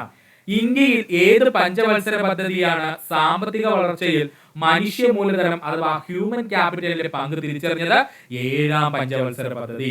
ഇന്ത്യയിലെ ഏത് പഞ്ചവത്സര പദ്ധതിയാണ് സാമ്പത്തിക വളർച്ചയിൽ മനുഷ്യ മൂലധനത്തിന്റെ അഥവാ ഹ്യൂമൻ ക്യാപിറ്റലിന്റെ പങ്ക് തിരിച്ചറിഞ്ഞതെന്ന് ചോദിച്ചാൽ 7-ാം പഞ്ചവത്സര പദ്ധതിയാണ്. റൂറൽ ഇൻഫ്രാസ്ട്രക്ചറൽ ഡെവലപ്മെന്റ് ഫണ്ട് നിയന്ത്രിക്കുന്നത് ഏത് ബാങ്കാണ്? നബാർഡ് ആണ്. ശ്രദ്ധിച്ചോണേ. റൂറൽ ഇൻഫ്രാസ്ട്രക്ചറൽ ഡെവലപ്മെന്റ് ഫണ്ട് നിയന്ത്രിക്കുന്നത് ആരാ? നബാർഡ് ആണ്. താഴെ പറയുന്നവയിൽ ഏത് അടിസ്ഥാന സൗകര്യങ്ങളാണ് ഭാരത് നിർമ്മാൺ പദ്ധതിയിൽ ഉൾപ്പെടാത്തതെന്ന് ചോദിച്ചാൽ ഗ്രാമീണ സ്കൂളുകളാണ്. അപ്പോ ഭാരത് നിർമ്മാൺ പദ്ധതിയിൽ ഉൾപ്പെടുന്നത് ആരൊക്കെയാ? ഗ്രാമീണ റോഡുകളുടെ നിർമ്മാണം, ഗ്രാമീണ വീടുകളുടെ നിർമ്മാണം, ഗ്രാമീണ വാർത്താവിനിമയം. ഇത്രയുമാണ് ഭാരത് നിർമ്മാൺ പദ്ധതിയിൽ ഉൾപ്പെടുന്നത്. അപ്പോൾ ഭാരത് നിർമ്മാൺ പദ്ധതിയിൽ ഉൾപ്പെടുന്നത് എന്തൊക്കെയാണ്? ഗ്രാമീണ റോഡുകളുടെ നിർമ്മാണം, ഗ്രാമീണ വീടുകളുടെ നിർമ്മാണം, ഗ്രാമീണ വാർത്താവിനിമയ സൗകര്യങ്ങൾ ഡെവലപ്പ് ചെയ്ത് കൊണ്ടുവരിക. ഇൻക്ലൂസീവ് ഗ്രോത്ത് എന്ന ആശയം ലക്ഷ്യമാക്കിയ ആദ്യ ഇന്ത്യൻ പഞ്ചവത്സര പദ്ധതി 11-ാം പഞ്ചവത്സര പദ്ധതി. ഇൻക്ലൂസീവ് ഗ്രോത്ത് എന്ന ആശയം ലക്ഷ്യമാക്കിയ ആദ്യ ഇന്ത്യൻ പഞ്ചവത്സര പദ്ധതി ഏതാ? 11-ാം പഞ്ചവത്സര പദ്ധതിയാണ്. താഴെ തന്നിരിക്കുന്നവയിൽ പഞ്ചവത്സര പദ്ധതിയുടെ ലക്ഷ്യങ്ങളിൽ ഉൾപ്പെടുന്നവ ഏതെല്ലാം? മൊത്തം ആഭ്യന്തര ഉൽപാദനത്തിനുള്ള വളർച്ച. ശരി തന്നെയാണ്. പഞ്ചവത്സര പദ്ധതിയുടെ മൊത്തം ലക്ഷ്യങ്ങളിൽ പെടുന്നതാണ് മൊത്ത ആഭ്യന്തര ഉൽപാദനത്തിലുള്ള വളർച്ച. സ്വയാശ്രയത്വം. ശരിയാണ്. സ്വയാശ്രയത്വം പഞ്ചവത്സര പദ്ധതിയുടെ ഭാഗമാണ്. ഭൂപരിഷ്കരണവും ആഗോളവൽക്കരണവും ഒന്നും പഞ്ചവത്സര പദ്ധതിയുടെ ലക്ഷ്യമല്ല. അപ്പോൾ പഞ്ചവത്സര പദ്ധതി ലക്ഷ്യത്തിൽ വരുന്നത് ആരൊക്കെയാ? ഒന്ന് മൊത്ത ആഭ്യന്തര ഉൽപാദനത്തിലുള്ള വളർച്ചയും മറ്റൊന്ന് സ്വയാശ്രയത്വവും. താഴെ പറയുന്നവയിൽ ഹരിത വിപ്ലവവുമായി ബന്ധപ്പെട്ടിരിക്കുന്നവയിൽ ശരിയായ പ്രസ്താവന ഏത്? ഹരിത വിപ്ലവത്തിന്റെ 1-ാം ഘട്ടം ആന്ധ്രാപ്രദേശ്, പഞ്ചാബ്, തമിഴ്നാട് എന്നീ സംസ്ഥാനങ്ങളിൽ പരിമിതപ്പെട്ടു. ശരിയാണ്. ഹരിത വിപ്ലവത്തിന്റെ 1-ാം ഘട്ടം ആന്ധ്രാപ്രദേശ്, പഞ്ചാബ്, തമിഴ്നാട് എന്നീ സംസ്ഥാനങ്ങളിൽ പരിമിതപ്പെട്ടിരുന്നു. ഉയർന്ന ഉൽപാദനം കമ്പോള മിച്ചത്തിന് ഇടയാക്കി. ശരിയാണ്. ഉയർന്ന ഉൽപാദനം കമ്പോള മിച്ചത്തിന് ഇടയാക്കി. അത്യുൽപാദന ശേഷിയുള്ള വിത്തിനത്തിന്റെയും സാങ്കേതിക വിദ്യയുടെയും ഉപയോഗം കാർഷിക രംഗത്തുണ്ടായി. അതും ശരി തന്നെയാണ്. അത്യുൽപാദന ശേഷിയുള്ള വിത്തിനത്തിന്റെയും സാങ്കേതിക വിദ്യയുടെയും ഉപയോഗം എവിടെ ഉണ്ടായി? ഹരിത വിപ്ലവത്തിന്റെ പരമായിട്ട് കാർഷിക രംഗത്ത് ഉണ്ടായി. അപ്പോ ഹരിത വിപ്ലവവുമായി ബന്ധപ്പെട്ട് നൽകിയിരിക്കുന്ന പ്രധാനപ്പെട്ട പോയിന്റ്സ് ഇവിടെ ഏതൊക്കെയാ ശരി? ഹരിത വിപ്ലവത്തിന്റെ 1-ാം ഘട്ടം ആന്ധ്രാപ്രദേശ്, പഞ്ചാബ്, തമിഴ്നാട് എന്നീ സംസ്ഥാനങ്ങളിൽ മാത്രമായിട്ട് പരിമിതപ്പെട്ടു. ഉയർന്ന ഉൽപാദനം കമ്പോള മിച്ചത്തിന് ഇടയാക്കി. അത്യുൽപാദന ശേഷിയുള്ള വിത്തിനത്തിന്റെയും സാങ്കേതിക വിദ്യയുടെയും ഉപയോഗം കാർഷിക രംഗത്ത് വന്നത് ഹരിത വിപ്ലവത്തിന്റെ ഭാഗമായാണ്. താഴെ കൊടുത്തിരിക്കുന്നവയിൽ ഇന്ത്യൻ പുത്തൻ സാമ്പത്തിക നയങ്ങൾ ഉടലെടുക്കുന്നതിന് കാരണമല്ലാത്തത് എന്നാണ് ചോദിച്ചിരിക്കുന്നത്. ഉത്തരം ഉയർന്ന ജനസംഖ്യാ നിരക്ക് ഒരിക്കലും ന്യൂ എക്കണോമിക് പോളിസി രൂപീകരിക്കുന്നതിന് കാരണമായിട്ടില്ല കേട്ടോ. അപ്പോൾ ഇതിന് പ്രധാനപ്പെട്ട കാരണങ്ങൾ ഏതൊക്കെയെന്ന് നോക്കാം. വിദേശ നാണയ കരുതൽ ശേഖരത്തിലുണ്ടായ ഇടിവ്. ന്യൂ എക്കണോമിക് പോളിസി അല്ലെങ്കിൽ പുത്തൻ സാമ്പത്തിക നയം കൊണ്ടുവരാനുണ്ടായ ഏറ്റവും പ്രധാനപ്പെട്ട കാരണം വിദേശ നാണയ കരുതൽ ശേഖരത്തിലുണ്ടായ ഇടിവാണ്. ഉയർന്ന ഫിസിക്കൽ കമ്മി അഥവാ ധനക്കമ്മി ഉയർന്നതാണ് മറ്റൊരു കാരണം. ഗൾഫ് പ്രതിസന്ധി ആ സമയത്താണ് ഗൾഫ് യുദ്ധങ്ങൾ നടക്കുന്നത്. അപ്പോൾ ആ ഗൾഫ് പ്രതിസന്ധിയും എന്തിനു കാരണമായി? ഇന്ത്യയിൽ ന്യൂ എക്കണോമിക് പോളിസി കൊണ്ടുവരാൻ കാരണമായി. അപ്പോൾ ഇന്ത്യയിൽ പുത്തൻ സാമ്പത്തിക നയം കൊണ്ടുവരാനുണ്ടായ കാരണം എന്താ? ഒന്ന്, വിദേശ നാണയ കരുതൽ ശേഖരത്തിലുണ്ടായ ഇടിവ്. രണ്ടാമത് എന്താ? ഉയർന്ന ഫിസിക്കൽ കമ്മി അല്ലെങ്കിൽ ധനക്കമ്മി ഉയർന്നു പോയത്. അതുപോലെ തന്നെ ഗൾഫ് പ്രതിസന്ധി, അതായത് 1991 കാലഘട്ടത്തിലാണ് ഗൾഫ് യുദ്ധങ്ങൾ നടക്കുന്നത്. അതും എന്തിനു കാരണമായി? ഇന്ത്യൻ സാമ്പത്തിക രംഗം തകരാൻ കാരണമായി. അങ്ങനെയാണ് നമ്മൾ പുത്തൻ സാമ്പത്തിക നയങ്ങൾ കൊണ്ടുവന്നത്. താഴെ കൊടുത്തിരിക്കുന്ന പ്രസ്താവനയിൽ ശരിയായവ ഏതെന്നാണ് ചോദിച്ചിരിക്കുന്നത്. 1950 ആസൂത്രണ കമ്മീഷൻ രൂപീകരിച്ചു. ശരിയാണ്. 1960 ഓപ്പറേഷൻ ഫ്ലഡ് എന്ന ഗ്രാമവികസന പരിപാടിക്ക് തുടക്കം കുറിച്ചു. തെറ്റാണ്. 1951 ഇന്ത്യയിൽ പഞ്ചവത്സര പദ്ധതി ആരംഭിച്ചത്. അത് ശരി തന്നെയാണ്. ബോംബെയിലെ കർഷകർ തയ്യാറാക്കിയ പദ്ധതിയാണ് ബോംബെ പദ്ധതി എന്നറിയപ്പെടുന്നത്. തെറ്റാണ് കേട്ടോ. ബോംബെയിലെ കർഷകരാണോ ചെയ്തത്? ബോംബെയിലെ ഒരു കൂട്ടം വ്യവസായികൾ ചേർന്ന് കൊണ്ടുവന്ന പദ്ധതിയാണ് ബോംബെ പ്ലാൻ അല്ലെങ്കിൽ ബോംബെ പദ്ധതി എന്നറിയപ്പെടുന്നത്. അപ്പോൾ ഇവിടെ ശരിയായിട്ടുള്ള ഏതാണ്? 1950 ആസൂത്രണ കമ്മീഷൻ രൂപീകരിച്ചു. 1951 ഇന്ത്യയിൽ പഞ്ചവത്സര പദ്ധതി ആരംഭിക്കുകയും ചെയ്തു. പാർട്ട് 1 മാത്രമാണ് സുഹൃത്തുക്കളെ, ശ്രദ്ധിക്കുക. ഇത്രയും നേരം ഈ വീഡിയോ കണ്ട സുഹൃത്തുക്കളിൽ എല്ലാവർക്കും നന്ദി, നമസ്കാരം. നിങ്ങൾക്ക് ഈ വീഡിയോ ഇഷ്ടമായെങ്കിൽ നിങ്ങളുടെ സുഹൃത്തുക്കൾ കൂടെ ഒന്ന് ഷെയർ ചെയ്ത് കൊടുക്കാനോടൊപ്പം തന്നെ നമ്മുടെ ചാനൽ ഒന്ന് സബ്സ്ക്രൈബ് ചെയ്ത് സഹായിക്കുക. സബ്സ്ക്രൈബ് ബട്ടണോട് ചേർന്നുള്ള ബെൽ ബട്ടൺ അമർത്തി കഴിഞ്ഞാൽ നമ്മൾ അപ്ഡേറ്റ് ചെയ്യുന്ന വീഡിയോകൾ അപ്പോൾ തന്നെ സുഹൃത്തുക്കളെ നിങ്ങളെത്തുന്നതാണ്. സുഹൃത്തുക്കൾ എല്ലാവർക്കും നന്ദി, നമസ്കാരം. നല്ലൊരു ദിവസം നേരുന്നു.